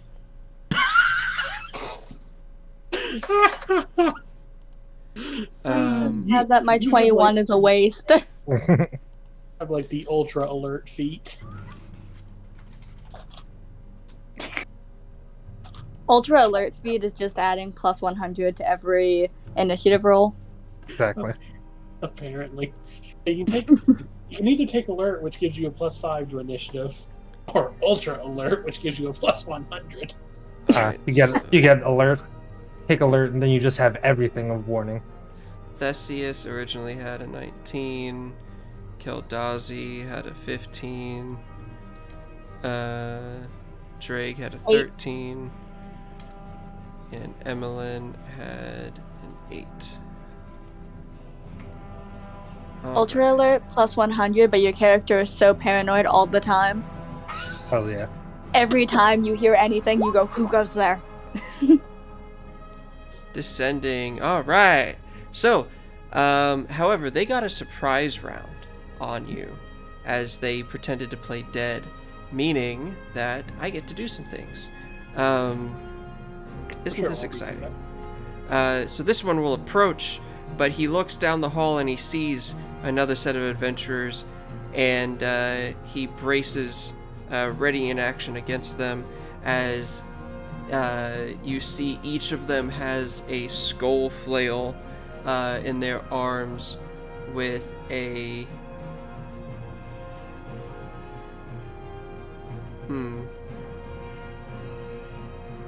Claws of the Grave? Doesn't really say what that is. Let me see.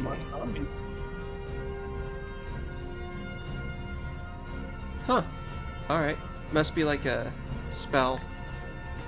Yeah, seems like it. So he'll actually use a Claw of the Grave at the Minotaur as a ranged attack. Though I guess that puts him at disadvantage now that I think about it. Oh yeah, it's a Mercurial specific cantrip. Yep. Does a 14 hit Theseus? No, AC 16. Nah. Alright. You see a hand of necrotic energy reach out, but with an axe you're able to swat the magic away as it was quite weak. And then these two guys, they're just going to walk up and they're going to wail on you. Keldazi. With their skull flail. Wacha. Wacha. So, a 9 and a 5. Oh, no, they will not. Yeah, they will not. Why, I had my shield up. Let me see here. Oh, great. And with that, we go to the top of initiative with Theseus. Wow, they completely just botched that whole thing. Great surprise round. Right? So what does Theseus want to do? Well, first, Theseus will use his object interaction to do a cool axe flip with his axe. One of his axes at least, because he's got two. And he looks at his buddies here, and he's like, "You guys need to get in there, or are you good out here?" I'm good out here. Don't get too close. I want to use Emma, you good out there?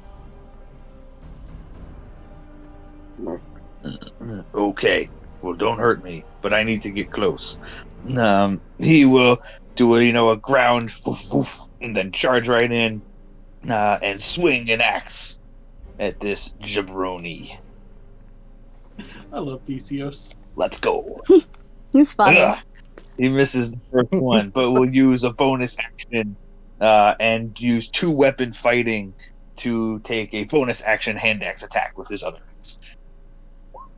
That's what's up. Hey, there we go. 23. Hooray. For 8. All right. Your axe bites into this follower of Merkul, gravely wounding him, but he is still alive. A grunt. And that's my turn. All right, Keldazi, you are surrounded. Do a spin attack.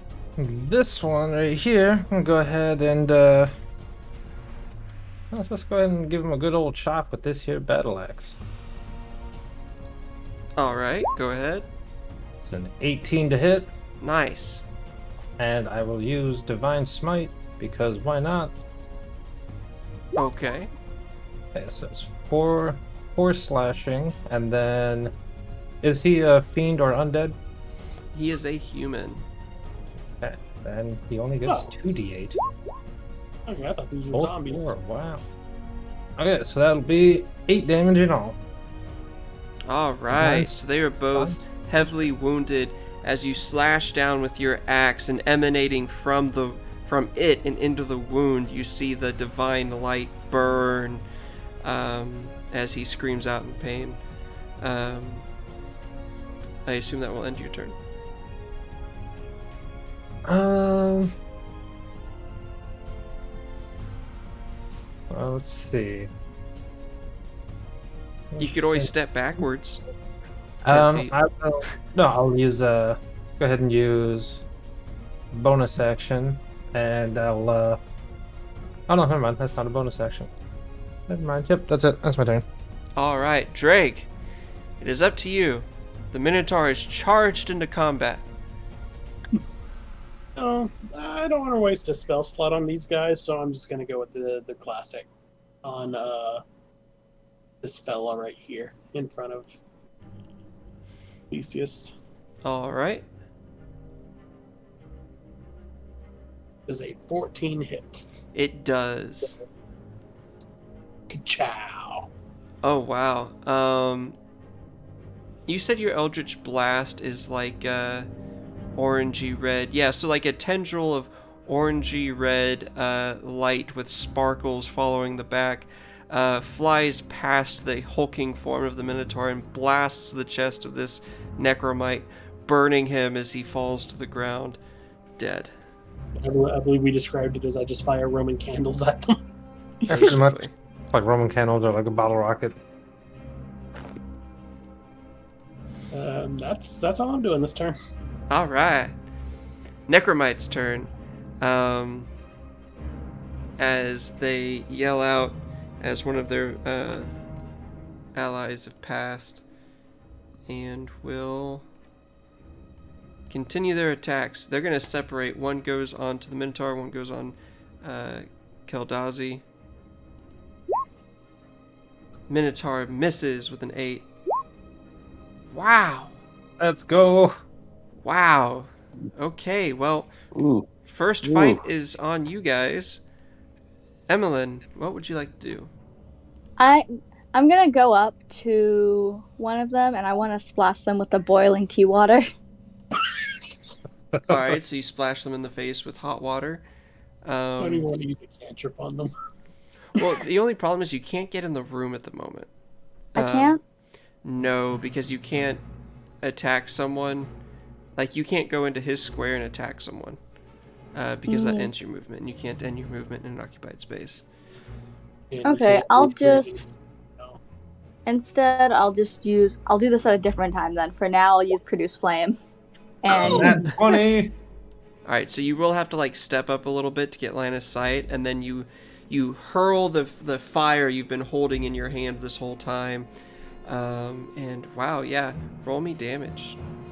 okay, let me see. That is a You just that's a click one. produce flame okay. in the chat.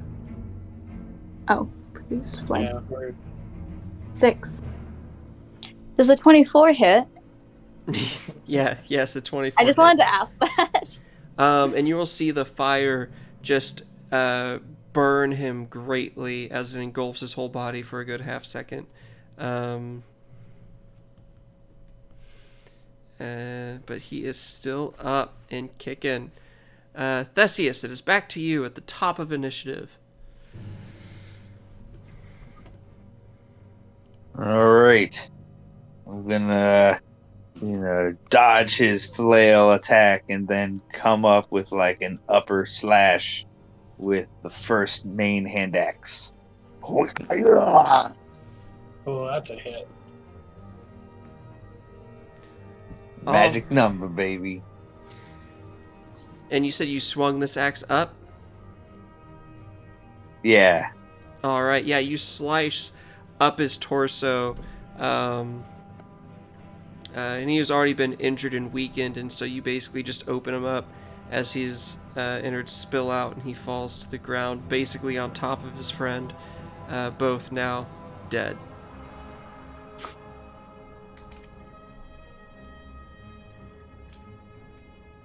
Right. And then I look at this guy, and Theseus is an honorable combatant, and he would never steal a kill, but he will definitely have some fun if he can.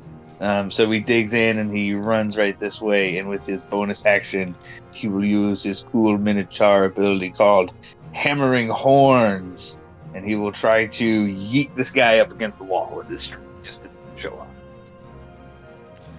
It's a DC 13 saving throw. Well, Oh wait, that has to be that target. Never mind. I take the dead body that I just killed and I use this ability on it to throw it against the wall. okay. But also it has to be within 5 feet of where you are. You can't move with it. Yeah, that's what I just figured out. It's the first time I've ever used this ability. I mean, it seems I cool as suck hell. with it, obviously. And I'll get to him. Yeah. So yes. So I will use it for flavor to throw the corpse of this guy that I killed away into the corner of the room, and then I will just sort of move in as well, and I will get behind him, but I'm not gonna kill this guy. No, I can't. I can't steal that kill. Of course not. Oh, is I can't. flanking a thing? I won't use my bonus action for anything mechanical. That's my turn. Flanking is like a bonus rule. I currently don't have it. Yeah. Yeah, I'm just moving in to make some space. No, we know. He was asking a clarifying question. Keldazi, your turn. Yeah, let's go ahead and hit this boy with the axe again. All right. Yeah, that's a nat 20. Wow. Okay. And that'll be for 12 damage.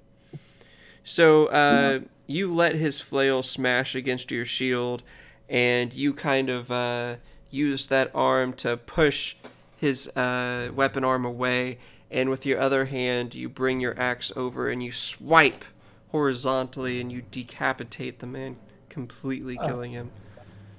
He landed a perfect parry in Dark Souls. Yes.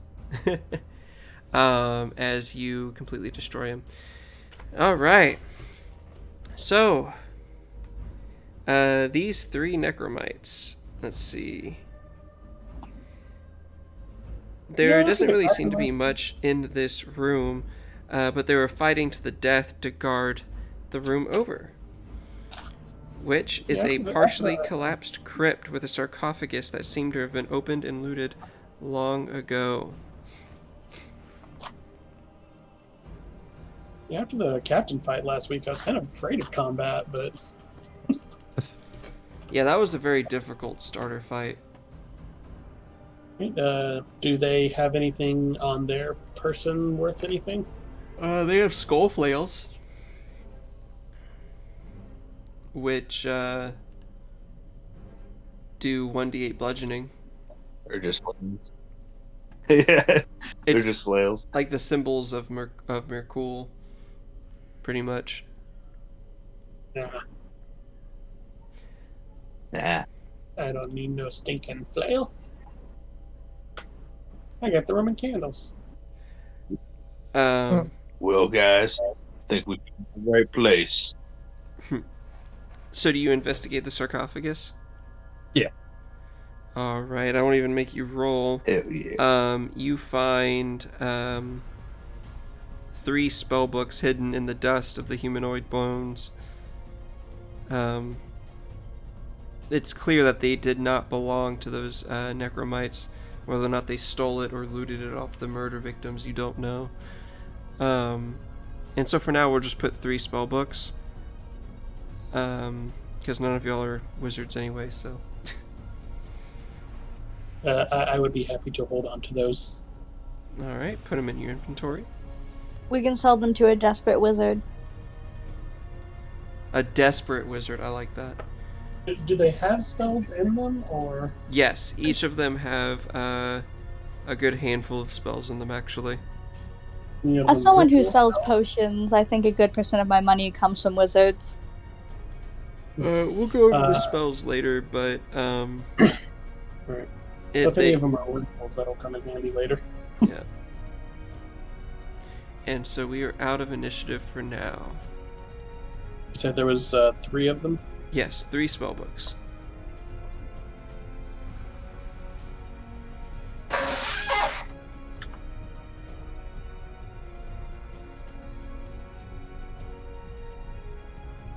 You find any more secret doors in there?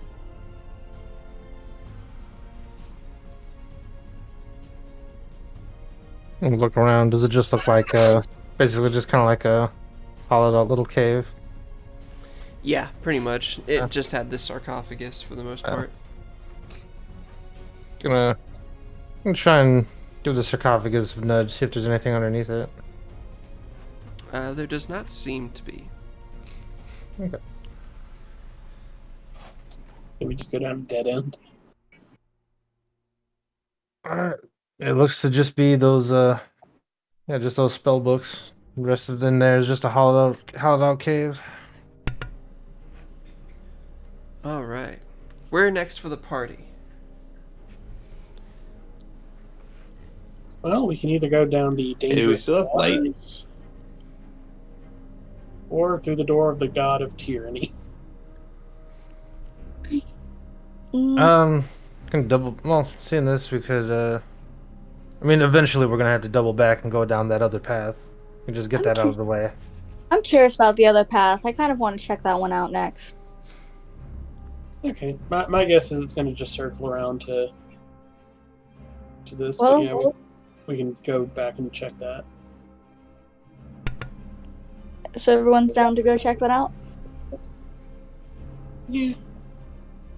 That depends. Do we still have a light source besides the produce flame? I can can make a light. I can. Well, your cast light spell and is then- still active. The produce No, flame it's not. gone. No? I can No, cast Produce Flame again. It's I can just. that hard. I can. Because I just dismissed it before I opened this door. Okay, yeah, because light is a cantrip. Produce flame, Yeah. I think. Is that also a cantrip? Yeah, it is. Yeah. Oh, okay. It only does 1d10. That's why. We also have. I mean, That's a lot of damage, potentially. let's say I'm gonna point to my backpack. I'm like, I also have like 10 torches. So if you need a torch or want one, Oh, we should Yeah, just I've go also got on those then. Well, want no. Need hopefully not. I would like to not have to hold a torch in my hand if I can. I'll be right mean, back while you y'all can- discuss tactics. I mean, you can just tie Put the the torch torch. in your Tie the teeth. torch to your battle axe. Because then when he swings it, it'll put the Oh, torch out. great. You need to carry the torch in your teeth. Wait, if you cast it on, if you like tied a torch to a battle axe, then when you attack someone with it, would it set them on fire? Potentially. You could also tie the torch to one of your horns. Ooh. Yeah. Do you think of the Oh, that'd be intimidation great. factor? Having tied two torches to Yeah, your horns. if the DM That would if the definitely DM dry allows out. it, I am totally tying 2 torches to my horns if the DM allows That it. would That'd be totally intimidation over factor. time dry out your horns and crack them. Yep. But just for this temporary thing. Ah, Okay. Yeah, but He imagine, wouldn't realize no, anyway. imagine the intimidation factor. You just see this giant minotaur with 2 battle axes coming at you with flaming horns. Oh man. Okay. Oh, So and then when he who does cares if I belong to the hammering horns, then he can then he also does fire damage. anyway, are you tying 2 torches to your horns? yeah. Okay. And what are y'all doing? In his I 60s, think his we- horns will be falling apart. It's like girls who get fake nails and then their nails are fucked when they're older. I think we agreed we were heading back and going down Yeah. this path. We're gonna double Yep. back. So yeah, as we go back down, I'll cast light onto my shield again. Wait, oh no, I disappeared. I have no idea where I am. Help! I've fallen and I can't get up. My tokens just disappeared. Where did you put your token? Well, if he knew that, then he wouldn't be disappeared. Oh, someone was standing on top of me. Oh. That's funny. Alright, so this room, as you go around the corner,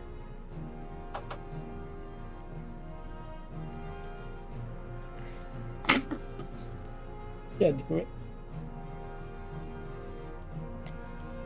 that's the room. Alright, that's funny. Would you like to investigate? Yeah. Indeed. Yeah. Alright, make a perception check. If there's nothing in here, that's gonna be hilarious because I've been so curious about this room. Not 20! There you go. Yeah. I Oh, rolled wow. an 18. He rolled a net 20. Yeah. Perception. 11. Oh my god. Double digits. Double digits. Let me see here.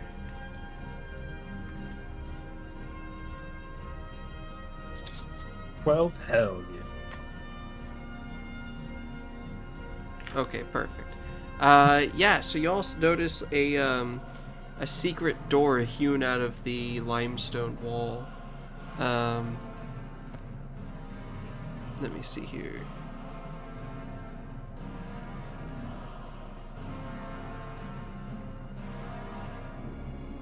So I will reveal. Let's see. Secret door. Do, do, Secret do, door. do, do. Do you open the secret door? Yeah. All right. Must touch. Mm-hmm. Seems to open up another room. Let's see.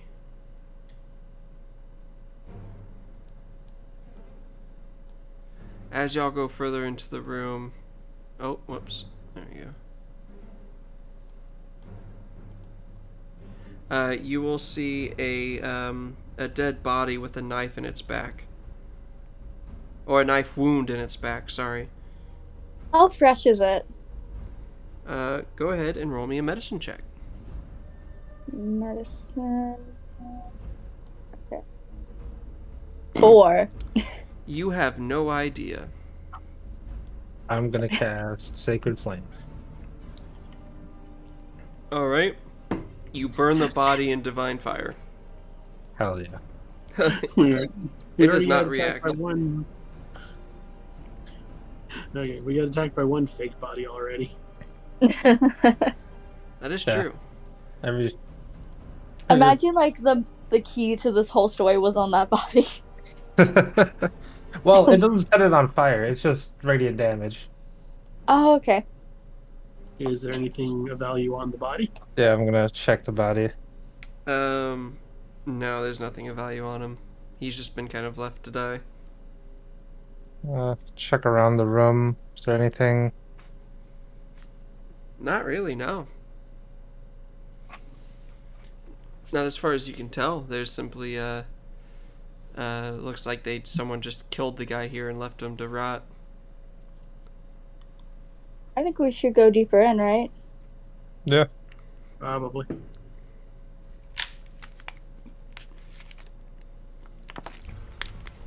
Alright, so stop yourselves there. Minotaur, move yourself up with the team. And this area. 3 wooden beams brace the ceiling of this flooded chamber, which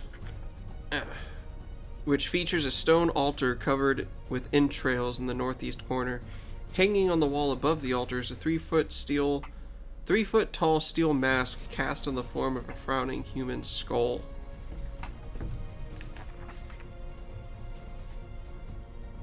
A fawning human skull. Yes, with an altar with entrails on it. Right. Hold on, I know one of the gods' things was a... Let's see. Is there a triangle near the skull or anything? Well, there's these 3 beams that make a triangle. I was gonna say. Okay, then that's Merkul's symbol. Because his symbol is a triangle with a skull inside.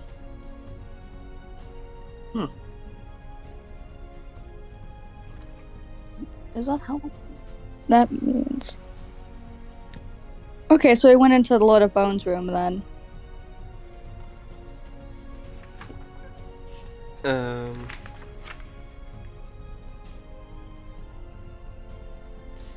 You did not. The Lord of Bones was the southern room. Oh. Is the triangle with the skull inside just a coincidence then? These are just 3 pillars. Yeah. It's just Oh, 3 okay. It's in the shape of a triangle. Read too deep into that. I mean, I liked where you were going with it, but yeah, it's Puzzles that don't even exist. just support structures. The big thing is the altar with a bunch of entrails on it. Oh, yeah. That's the main focus. Everyone else is looking at the entrails. Emma's just reading way too deep into it. It's like, yeah, but look at these pillars. And the giant skull, like 3-foot tall skull on the wall. I vote we I guess- don't mess with the demonic altar. I'm gonna cast Sacred Flame onto the altar. All right. We'll consider this like pouring holy water on it. You'll see that the entrails melt away and the altar starts to smolder in response. Oh god. But nothing else Hey, happens. hey Theses, want to stand in front of me? Did you call him Theses? You should stand behind me. Yeah, I'll stand behind you. So you shouldn't be. Oh, you know, that You're, sounds you're like a good squishy. You idea. shouldn't be so gung ho.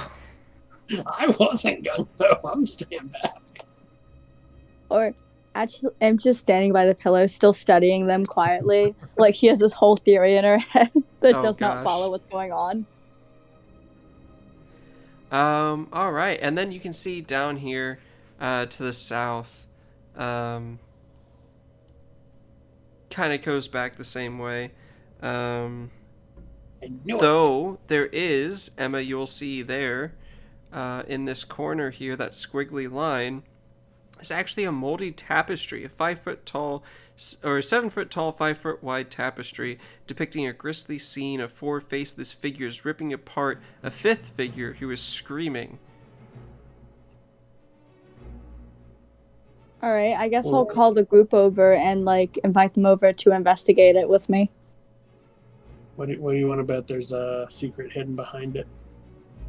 There's definitely something to it, right? So wait, what was the picture again? It's 4 figures brutally murdering a 5th. Like ripping him apart. Do we know the figures? They're faceless. Like, It seems like a tapestry of ball.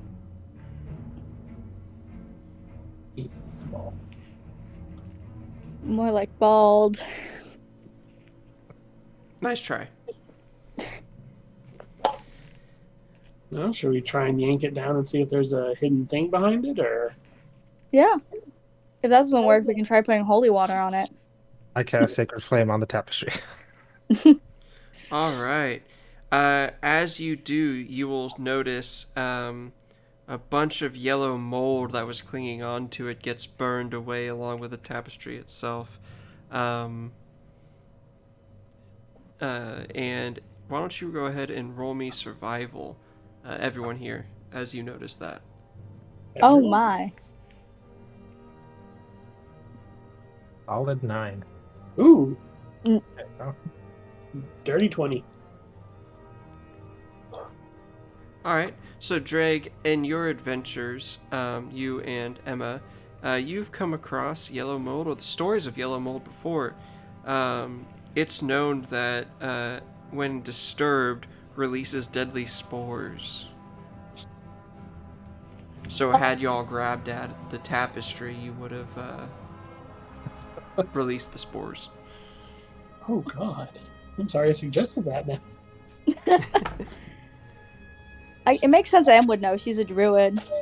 Oh yeah, fair. Is there anything behind the tapestry? No. This is basically a trap. Alright. Thank you, Paladin. Yep, no problem. Every Go video back up game here. instance I had said that there was going to be like a hidden thing behind there. Destroy an evil Same god thing. tapestry is what I do. I was gonna say same thing. I was like, "There's something behind here," but I'm like, "I'm not gonna touch it because there's also Dark Souls taught me fuck everything." Fair. All right, but with that, you only have one door left. The Guess we're going that way. door to Bane. The god of tyranny and oppression and subjugation. Lovely. Before we go in there, yeah, I think Kaldazi would have came in here and he would have just cast Sacred Flame on those 3 bodies and then continue Okay. down. Purge everything. Basically, I said reveal. What the hell? There we go. reveal, except in reverse. Except in reverse.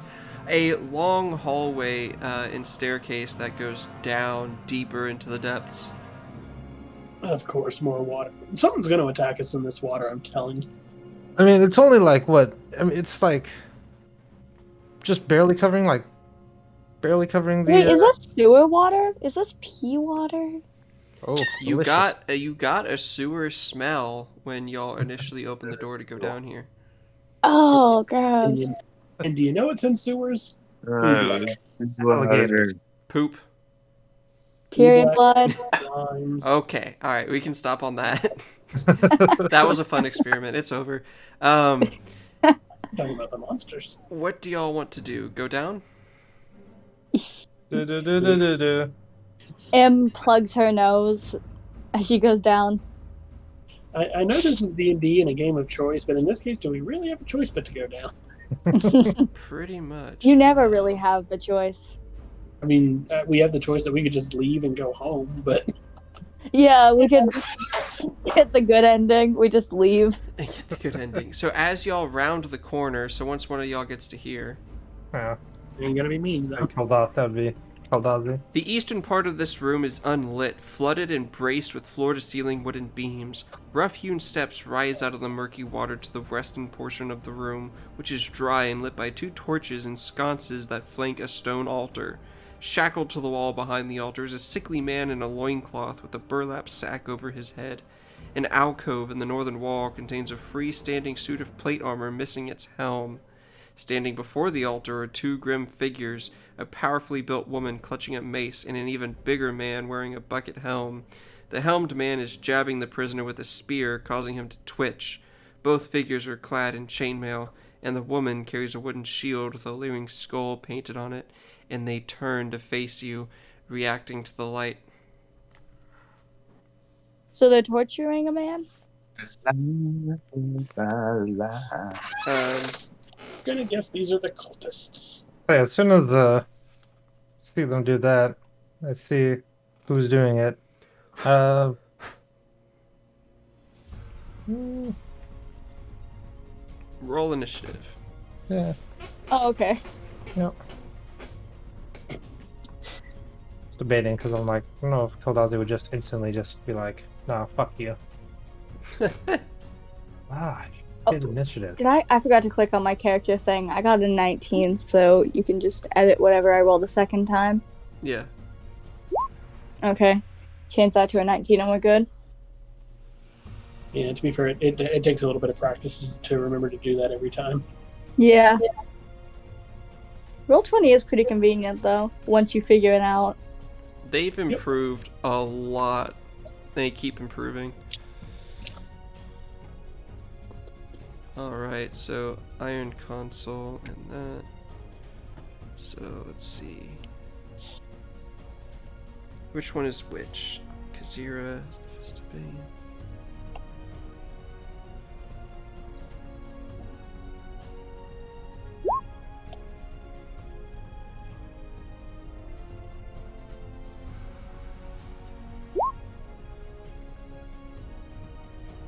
Perfect. Okay. We'll just put that up here.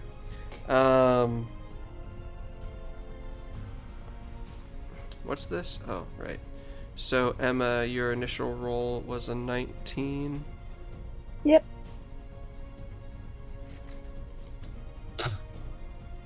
So we'll just put you up there. Alright, so Emma, you go first. At a glance, how strong do these guys look? Well, you can see that there is the... Let's see... They both seem powerfully built. One's clutching a mace, and the other has a spear. Okay, I'm gonna move. And one's wearing here. chainmail.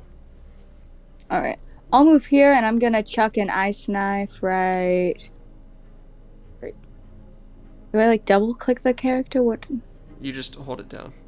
Oh, hold it down. Okay, I'm gonna ice knife there. Alright, so you At the guy. do understand that that will probably kill the person they're torturing. Does he look important? Ah! You can't even tell he's got a bag over his head. Alright, okay. So, which one are they torturing? Just, This guy. okay, let's see. I guess I'll just take, okay, instead of ice knife, I'll take guiding bolt and throw it at this one. Alright. Alright, guiding bolt. That's plus 40. What's it? Let me see. I'm guessing a 10 doesn't hit. 10 does not hit. Well, I think it still does half damage.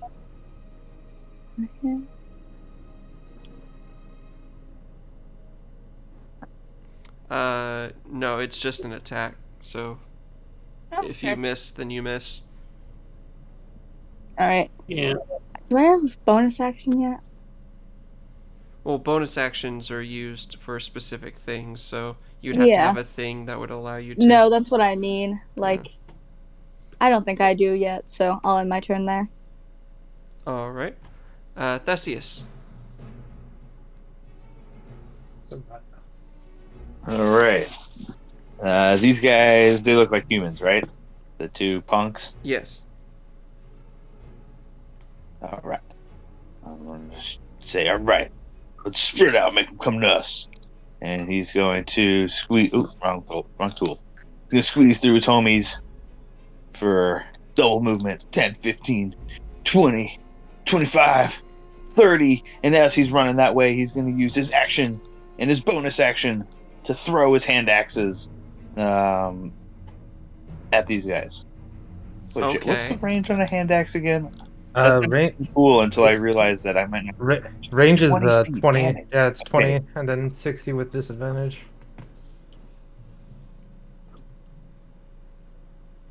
Ah. So I would have to get closer. In theory, you can get up to here, couldn't you? Not over here. Yeah, I'd have to get to here. Okay. So, That'll put you in 20 feet. So yeah. I'll get to here, and I will throw one hand axe at this guy. The lower one. Okay. They both look like they're wearing the same armor. Like this one looked no, particularly more armored the than other the other. one here, is wearing chain armor. And then the one in the south is wearing. And has a shield. The other one,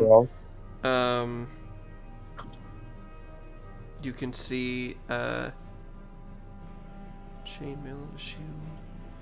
Okay, so yeah, this one has a chainmail and a shield, and this one just has chainmail and a spear. Uh-huh. All right, I'll go for the shieldless one. All right, so this With one. the hand axe throw. Oh, That Chainmail. will miss.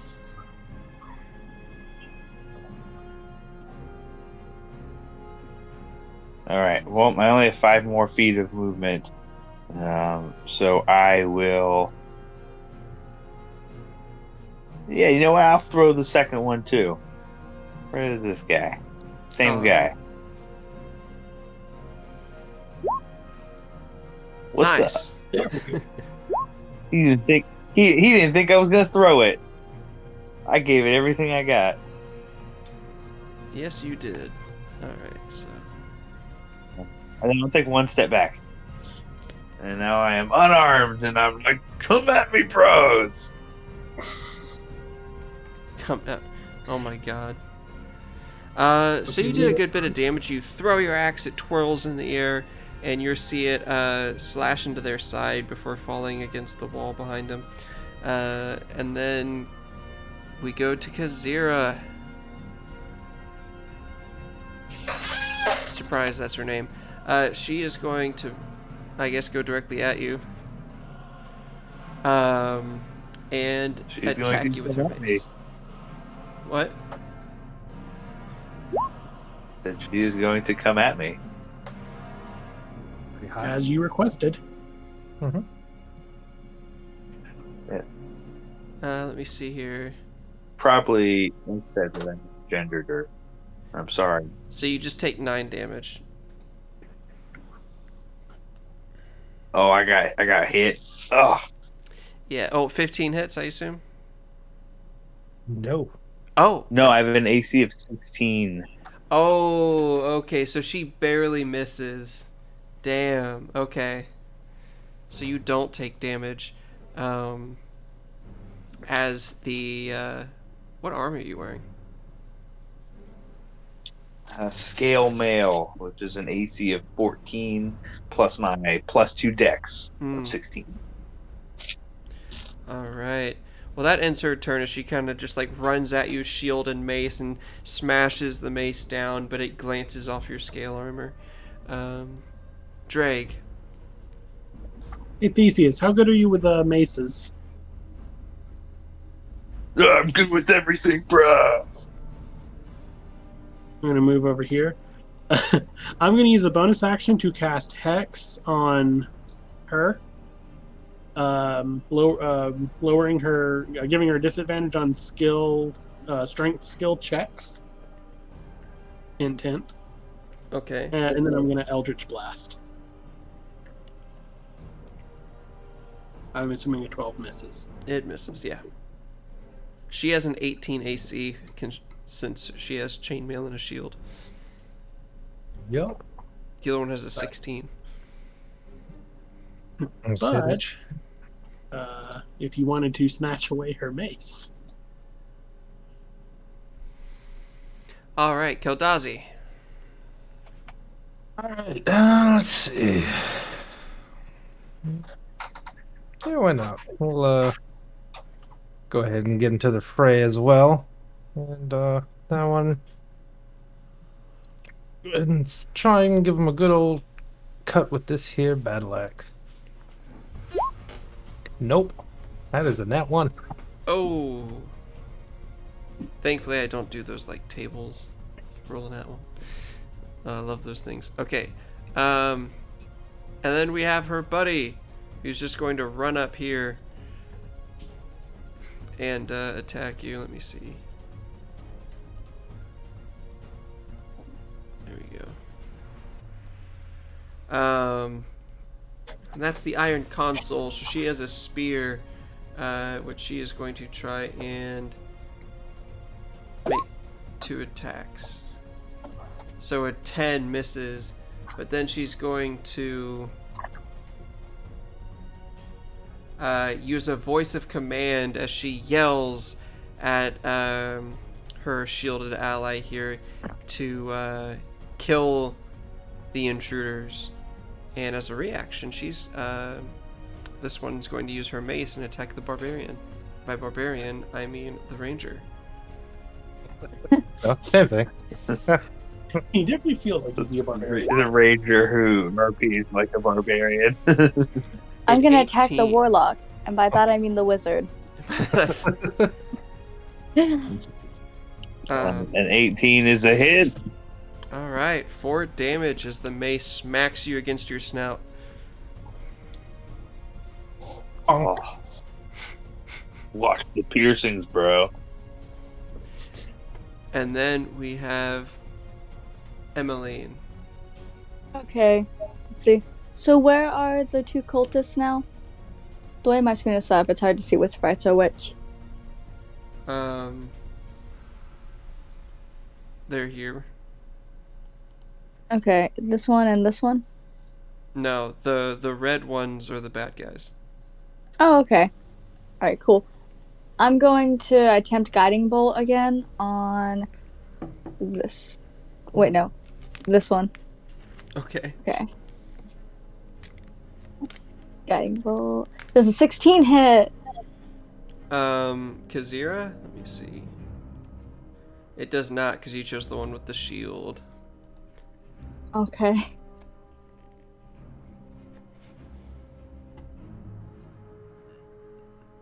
Will that end your turn? Yeah. Alright. Theseus. So first I'm gonna look at Kazira and say, you know, I've just called you bro twice in this fight, and I really am sorry for that, because I know you don't identify as I just wanted to recognize that. It's the armor. I really am sorry. And then I'm gonna go 10 feet, 15 feet into a cool spin move. And then I'm gonna come around as I'm doing the cool spin, like come low and up with my horns and do a horn attack with my action. Okay. Oh, wow. Yeah! You see him deftly hop hoof to hoof, spinning around you, and then using that momentum just gores. You said it was this one? Yeah, that's the one that I threw my axe at. Yeah, and just gores her right in the chest. Wow, 10 damage. Yeah, and you know, because I can, bonus action, I'm gonna throw against the wall. Nice. Okay, so yeah, and then you shove her 10 feet. Well, actually, I guess she needs to make a saving throw. Let me see here. That is the Iron Console. What's the DC? 8 plus proficiency, so 10.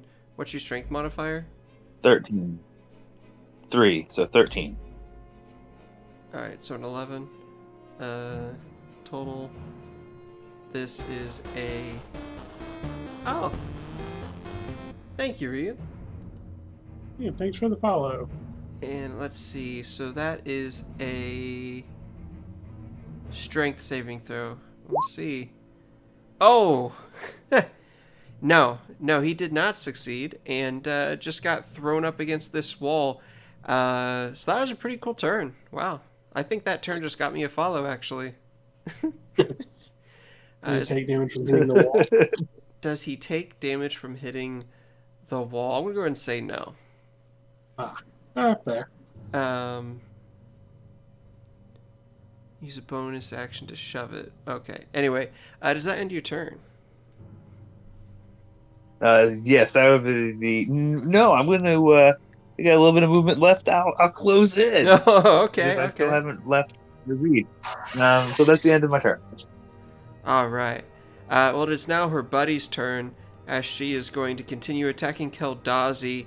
You see she looks at the emblem on your shield, back to you, and just has a look of murder in her eyes. Let's see. That's the fist. So that's a mace. Actually, I don't know if she would be able to see the symbol since, like, since I cast light on my shield, so it's just like a bright fucking light. Oh, well. 18 to hit. Oh yeah, that just hits. 6 damage as she, just in a fit of rage, starts trying to hammer you with the mace. And then after that is Drake. It looks like combat is really going down here. Does a 20 hit? Who? The one I have hexed. Yes. Oh, damn. Nice. There you go. Yeah, that's some fucking damage, bro. Almost max damage with that hex. Hell yeah. So that's 22. Wow, yeah, so with this snaking Roman candle blasts her directly in this side of the head, and you see like this, her whole face is like charred and burned with this magical eldritch energy. But she is still up by will alone. And after you, or is there anything else you'd like to do, I guess, before I stop? No, that's my turn. Alright. And then after you is Keldazi. You have a And- burn victim in front of you. What do you want to do? Well, let's see if I can go ahead and baby this axe. She got roasted. 17 to hit. That will miss. You need an 18, unfortunately. Oh, I thought this was the one that didn't have a shield. Nope, that's the other one. Oh, I completely turned them both around. All right. Unfort. Alright, now the one without the shield, with the spear, is going to try and stab at the Minotaur. Let's see here.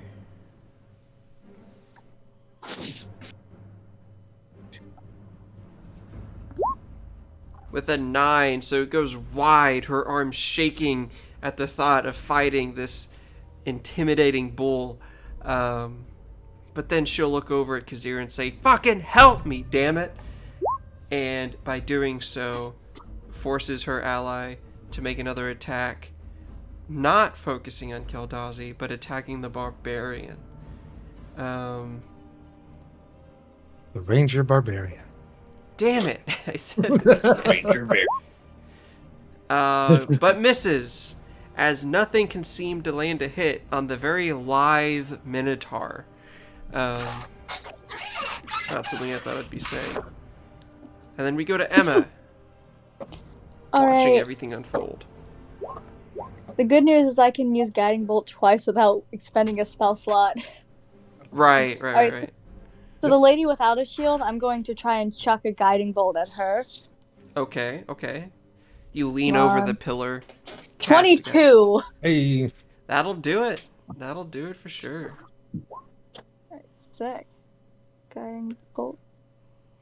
Okay, cool. 15 radiant damage.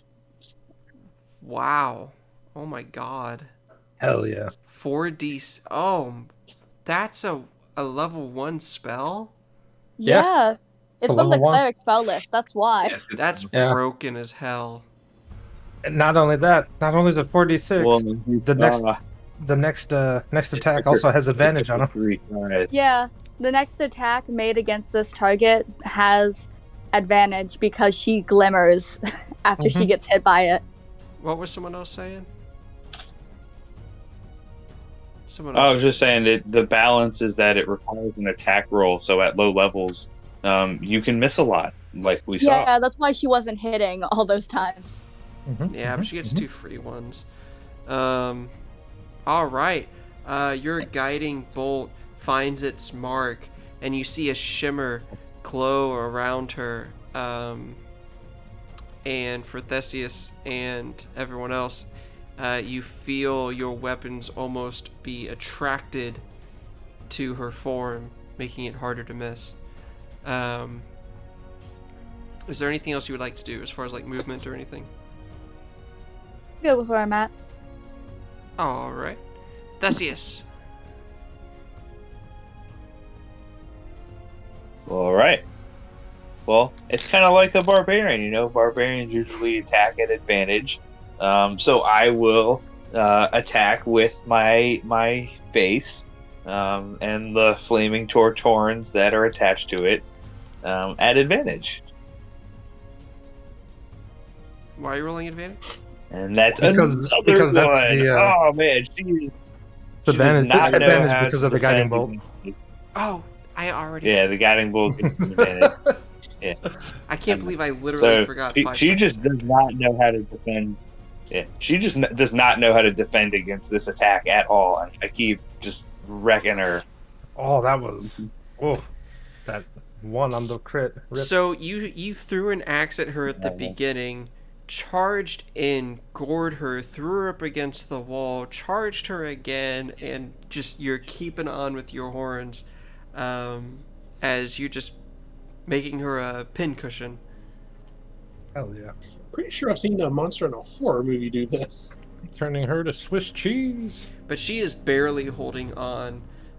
Both of these guys seem to be very grievously wounded as we go to Kazira, and she yells out, "If I die for my god!" And she swings at the Minotaur. Oh, I want Sentinel already. What is happening? Wow, I'm about to just start rolling my physical dice. Like, that's crazy. Alright, we'll go to Drake now. No, I'm just going to keep up the pressure with Eldritch Blasting the person I have hexed. There you go.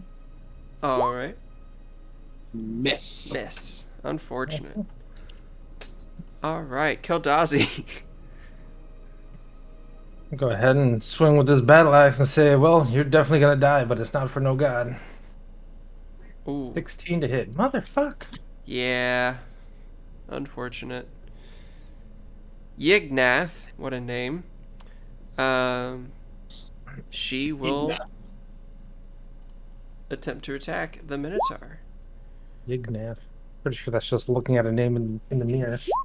And then use her voice of command to make Kazira attack once more at the Minotaur.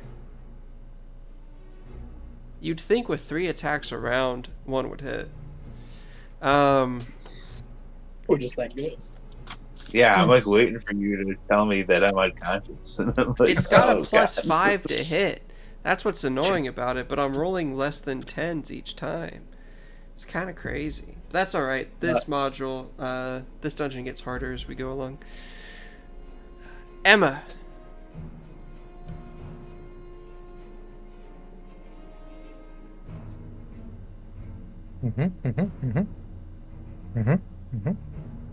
Emma. Nope. She dropped out of chat. Oh. Hey, how are you? Hello. Hello. Okay. Hey, welcome back. All right. So does she look pretty beaten by now? They both do, I think. I'm going to cast Reduce Flame and chuck a flame at her. Does a 13 hit? A 13 misses, unfortunately. All right. That's all I can do. Oh my god, that's a lot of dice. Anyway, sorry. Okay. Theseus. All right, I will continue my relentless assault as I beat this person into the corner. All right. Roll good. Come on. Wow, so broken. Something is broken. God dang. So you have completely and utterly destroyed this person, as you just. Oh my god. Making some unholy pesto. Let's go. So at this point, you step back, you lower your body, completely lining up your spine as you just bash your head forward and into her chest, piercing through her armor, destroying it partially, and raising it up. And the rest of you see as he raises to his full height, her body unconscious and dead, pierced and laying against his horns. Also now burning, since she is just up against the torches and raised up in the air. She is now dead. As you Really? hit- No, she's fine. I'm sure she's get off. She's fine. Well, 2 back-to-back crits will do that. Hey, Yeah, 3. I will separate spear, Yeah, 3 back-to-back crits. and I will end my turn.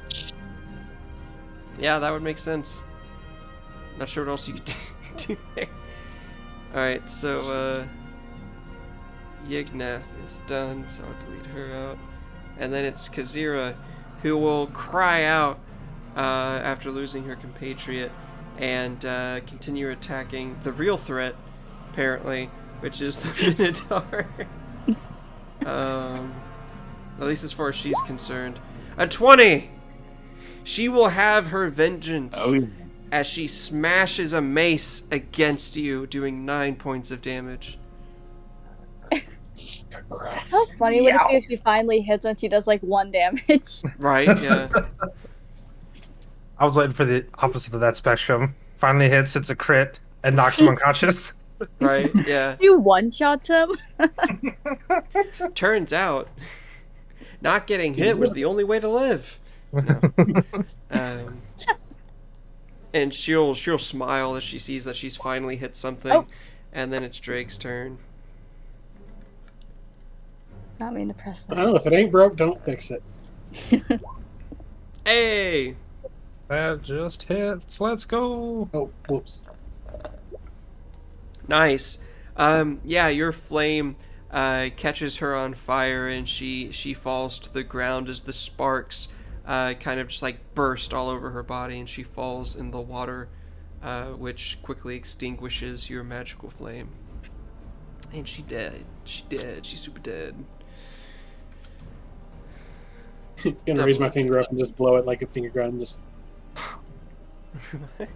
And for now, we are out of combat.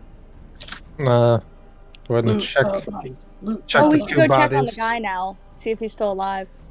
This here is the statue with the plate armor that is missing the helmet. And then, yes, this guy here is a... Let me see.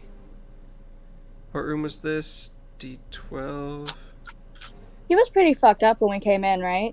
Yeah, he was pretty fucked up, and he was also just being stabbed with the spear. Here, I'm gonna cast Cure Wounds on him. Yeah, he has 1 hit point left. Okay, so you cast Yeah, Cure Wounds. okay. That's very nice. Yeah, I'll put my hand on him and be like, "You need this." Oh, yeah, I suppose I'll heal myself with Lay of Hands. So I'll do 6 on me, and then the other 4 on this man's. All right, and I did healed him for how much? Healed Oh, him for 6. hold So on. he has a total of All 10 right. health now. Right, hold on. And Stop. So you did lay on hands on Theseus? Yeah. Alright, how No, much? not on Theseus, on him, on the. the guy with the bag on his head. Yeah. Okay, so y'all both... Okay. Theseus, by the way, is like cut up. Less than half hit points. He's fucked up. Yeah, never mind. I would have done 4 points of Lay on Hands on him. Okay. Yeah, because I'm already healing the bad guy. So Yeah, he's at I'll do the 4 points of Lay on Hands on Theseus, and then also cast Cure Wounds on him. Oh, nice. So you get another 11 points. So you get 15 points back. I think that'll put him back at max. That's at max. Yep. By Yeah. 1 point extra, too, so that was very efficient, actually. Oh, then I will keep my 1 point of lay on hands. Alright. Hey. Let me see here. When you... Okay, so you all heal him. He's still shackled, by the way, to the wall. Let's see. Does anyone have anything that can break his shackles? I will go ahead and pull out vial Wait, of should we acid. ask him questions first?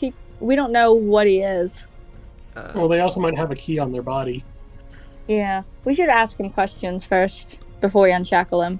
Well, you gotta remember, Oh. you are in the Temple of Bane, one of the gods of, like, tyranny of the Dead Three, which have been tasked with killing people in the city. Mm. So this is likely a citizen. But Was there Yeah. anybody?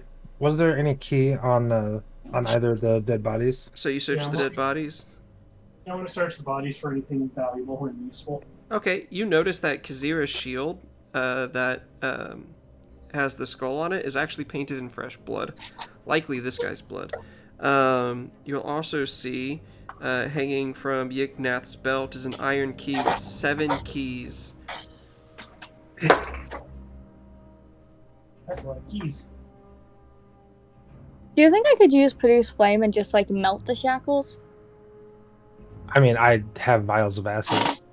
Oh yeah, just do that then. No, you probably wouldn't be able to. That would require very, very, very intense heat. Yeah. And it might hurt him. Like, why don't we just use the keys on it? Yeah. Right. Can you try the keys first?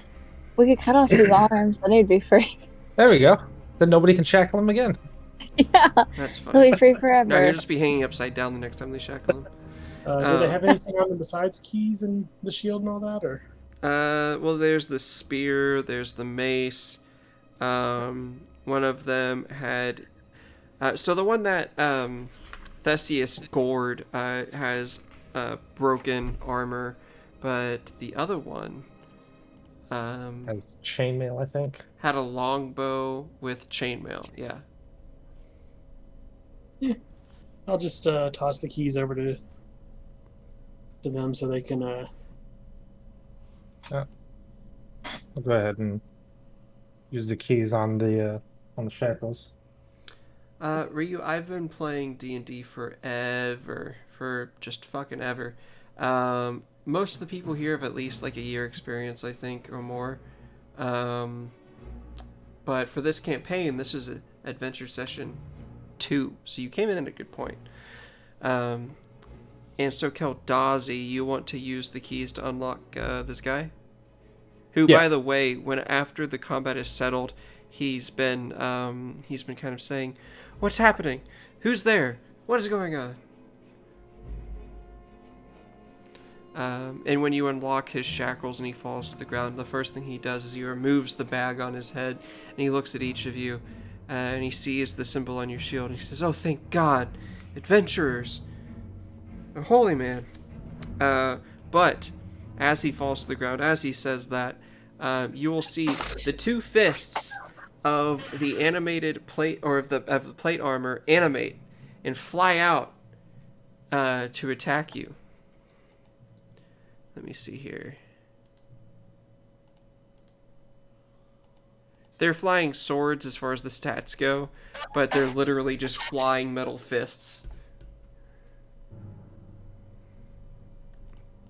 And we fun. can... What's up? Oh, fun. Yeah. And I already deleted initiative, so let's roll initiative again. I mean, it makes sense. It's new combat. Yeah.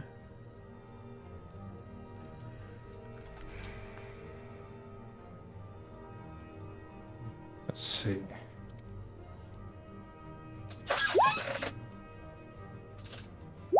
Ah, shit. First initiative roll was great. The second 2 suck. Mm. Gotta figure. Oh, there she is. Okay.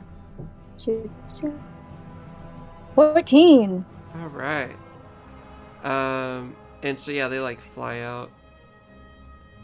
And they go first.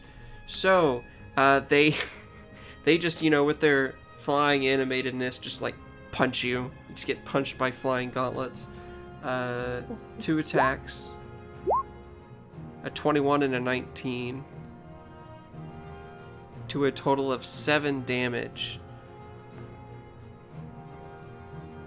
That was on me. Yeah, on Keldazi.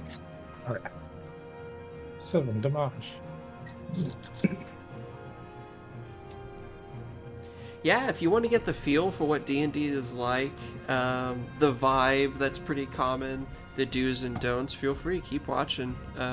I do every Friday, and I do Cyberpunk Red on Wednesdays. Or I'm supposed to be doing it. And then Emma, your turn. All right.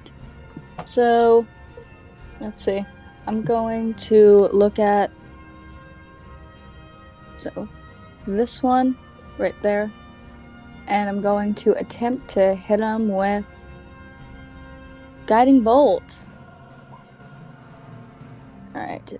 Does a 19 hit? Yes. 14 damage. And that was the north one, this one? This one. Okay. Yeah, that hits. As your magic seems to crack the gauntlet almost entirely. However, it is still being held together by some kind of magical force, though it is now glimmering with your guiding bolt energy. Mm-hmm. And then Drake, it is up to you. Deciding if I want to burn my last spell slot. I will tell you, y'all are maybe halfway through the dungeon. Maybe. Yeah, but I get mine back on a short rest, and considering how hurt some of you guys are, we might need a short rest, so... Yeah, I'll go ahead and I'll hex this guy down here, and then throw a Eldritch Blast at him.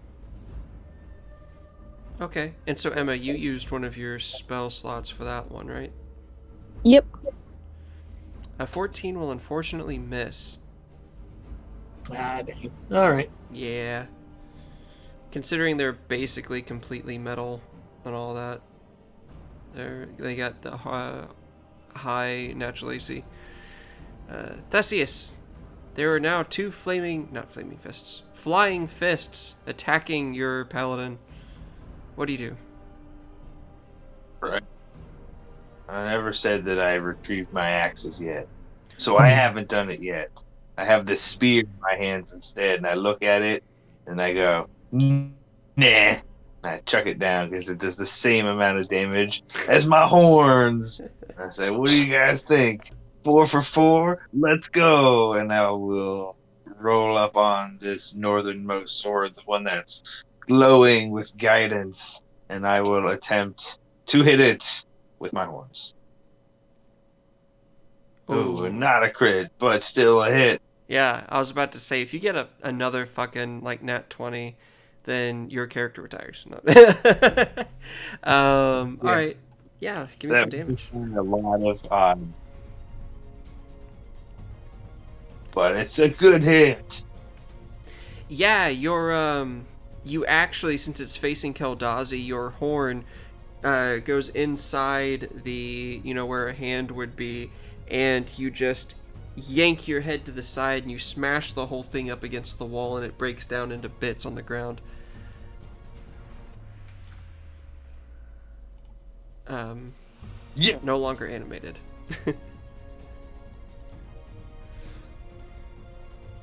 What else would you like to do? I will move over to here and pick up one of my axes and end my turn. Alright. Not that you need it. Hell, you should be a monk.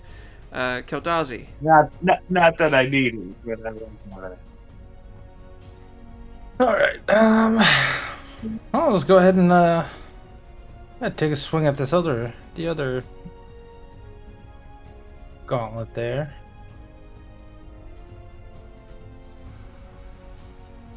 Nope. Oof, not quite. Its turn. Since it's animated, it's got like a singular focus, so it's going to continue trying to kill Keldazi. Let's see here. But misses with a 10. Yep. And we'll go to Emma. They can Right. only do one thing, so they got very quick turns. Alright, I'm going to toss a produce flame at the guy. All right. Does an 18 hit? It does.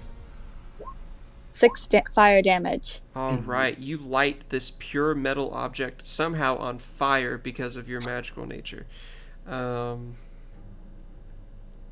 It lit the inside padding on fire. There you go. Yeah. Yeah. And does that end your turn? Yeah. All right. Drake, can we get a redemption? Here's hoping. I think that's it. Nice. Yep. For 10.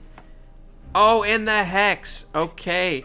Yeah, so you throw out your Roman candle and it goes directly on the inside of the gauntlet and then explodes outward, almost like a grenade, but the pieces fly harmlessly into the air instead of, killing everyone. And combat is over. You have destroyed both gauntlets, leaving just the plate cuirass. I was gonna look at the rest of the plate armor and kind of investigate it, see if there's anything there, or if it's just plate armor. It's a freestanding suit of plate armor missing both the helm and the gauntlets. I'm gonna go ahead and Does anyone need plate armor? yes, I would love plate armor. So because it's missing some of the stuff, Be half plate. right, but yeah, be half plate. Is Yeah. half plate even a thing though? Yeah. Okay, I never see I know anyone that- use it. I know druids don't like metal armor. Yeah, which by the way, heat metal, great spell for a druid. True. But rangers like metal armor. Half plate is a 15. Oh, it's medium armor. Okay. We'll say though that if you collect the pieces, like if you go to a armor smith, you can buy, let's see, for 100 gold, because I'm trying to find a good middle cost. You can get the pieces necessary to make it full plate instead of half plate. Alright, Ryu, I'll see you, buddy. Catch you on the next one. Bye. If you want to collect the plate and build it up to full plate later. Or once you get back, considering how much gold you'll have now. Well, all right. How about this? We compromise. So, we got to figure out a way to carry it, right? So, Theseus will carry half of it by wearing it, and then you guys carry the other half, and then when we get it all fixed up for full plate, then Keldazi could wear it. That works. 'Cause, yeah, at least as it stands, the half plate would be, I think, one less AC for me. So I'd be I'd be down for that. Alright. But it would be one more AC for me. So that would be for you 15 AC plus 2 max dex, and your stealth will be at disadvantage, just so you are aware. It already is. Yeah. Damn. We bring it up from 16 to 17. And let's see. Where's the donning and doffing part? There it is. It'll take you 5 minutes to put all this on, though, just so you're aware. Do y'all spend the 5 minutes? Yeah, because we can spend the 5 minutes, and we can also talk to this man while he's putting on the armor. Oh, right. So yeah, We go ahead and can add that also- to your inventory, make the AC changes. Let me see. He'll say, "Oh, thank you so much. My name is Clem. I'm Clem Jasso, a noble. I was in the lower city when they captured me. If you help me, I guarantee my family will pay a generous reward for my return. And I would like y'all to roll an insight check."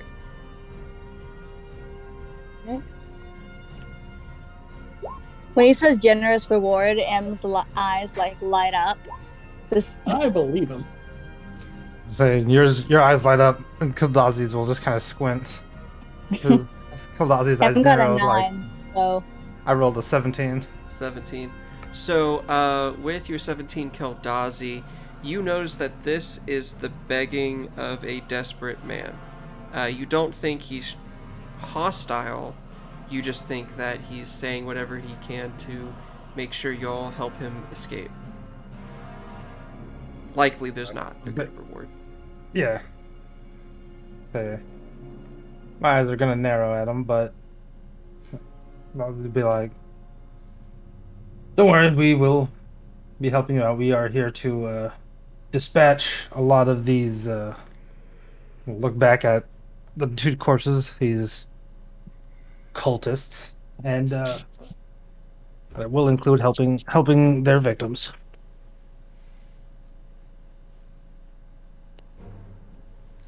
He'll thank you profusely and say, "So how do I do this? Is there a way I can escape now, or should I just follow you through?" well, if he You should goes definitely- up, then won't the patrons see him and know that someone went down there? True, we never did see if anybody who worked there actually knew that there's this secret area. I just don't want to die. We can keep him alive, right? M says that so uncertainly. Well, he could just go back to the entrance at least. Yeah, he could wait for us there. Yeah. Alright, well, M will turn to him. So you can either come with us or you can wait by the entrance.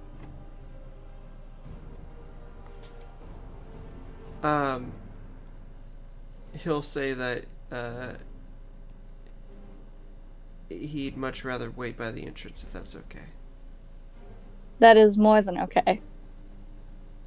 Would you like some tea, actually? I like some tea. Give him the whole bucket. Give him the whole bucket. Do you have a cup with you? He'll say. Yeah. All right. He'll It's like the best sit tea you'll down, ever have. leaning against the altar, and he'll start like drinking the tea, trying to calm himself down. Which, thankfully, with your roll, like he feels, after about a minute, while Thessia is putting on the armor, he'll seem much more like calm and in control. In which he'll say he'll go wait by the entrance. After that. For the rest of us, do we want to take a short rest so that we can use some hit dice to recover some health? Yeah. So someone like keep watch in case something comes this way. Sure, yeah, I mean, I'm good. You guys just dumped healing into me.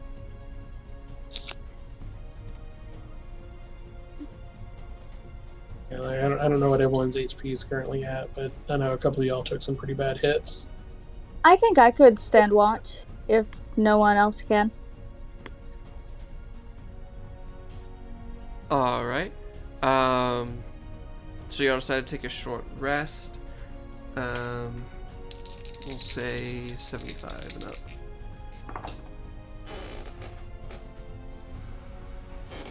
All right. You successfully complete a short rest. You are uninterrupted. So from your healing abilities, you get back on short rest, that kind of thing. Go right ahead. And I'm going to use this time, I think, to do a small intermission. get bathroom breaks in, that kind of stuff. And I will be right back. Sounds good. Yeah. Grab me something to eat quick. Same. Yeah, same.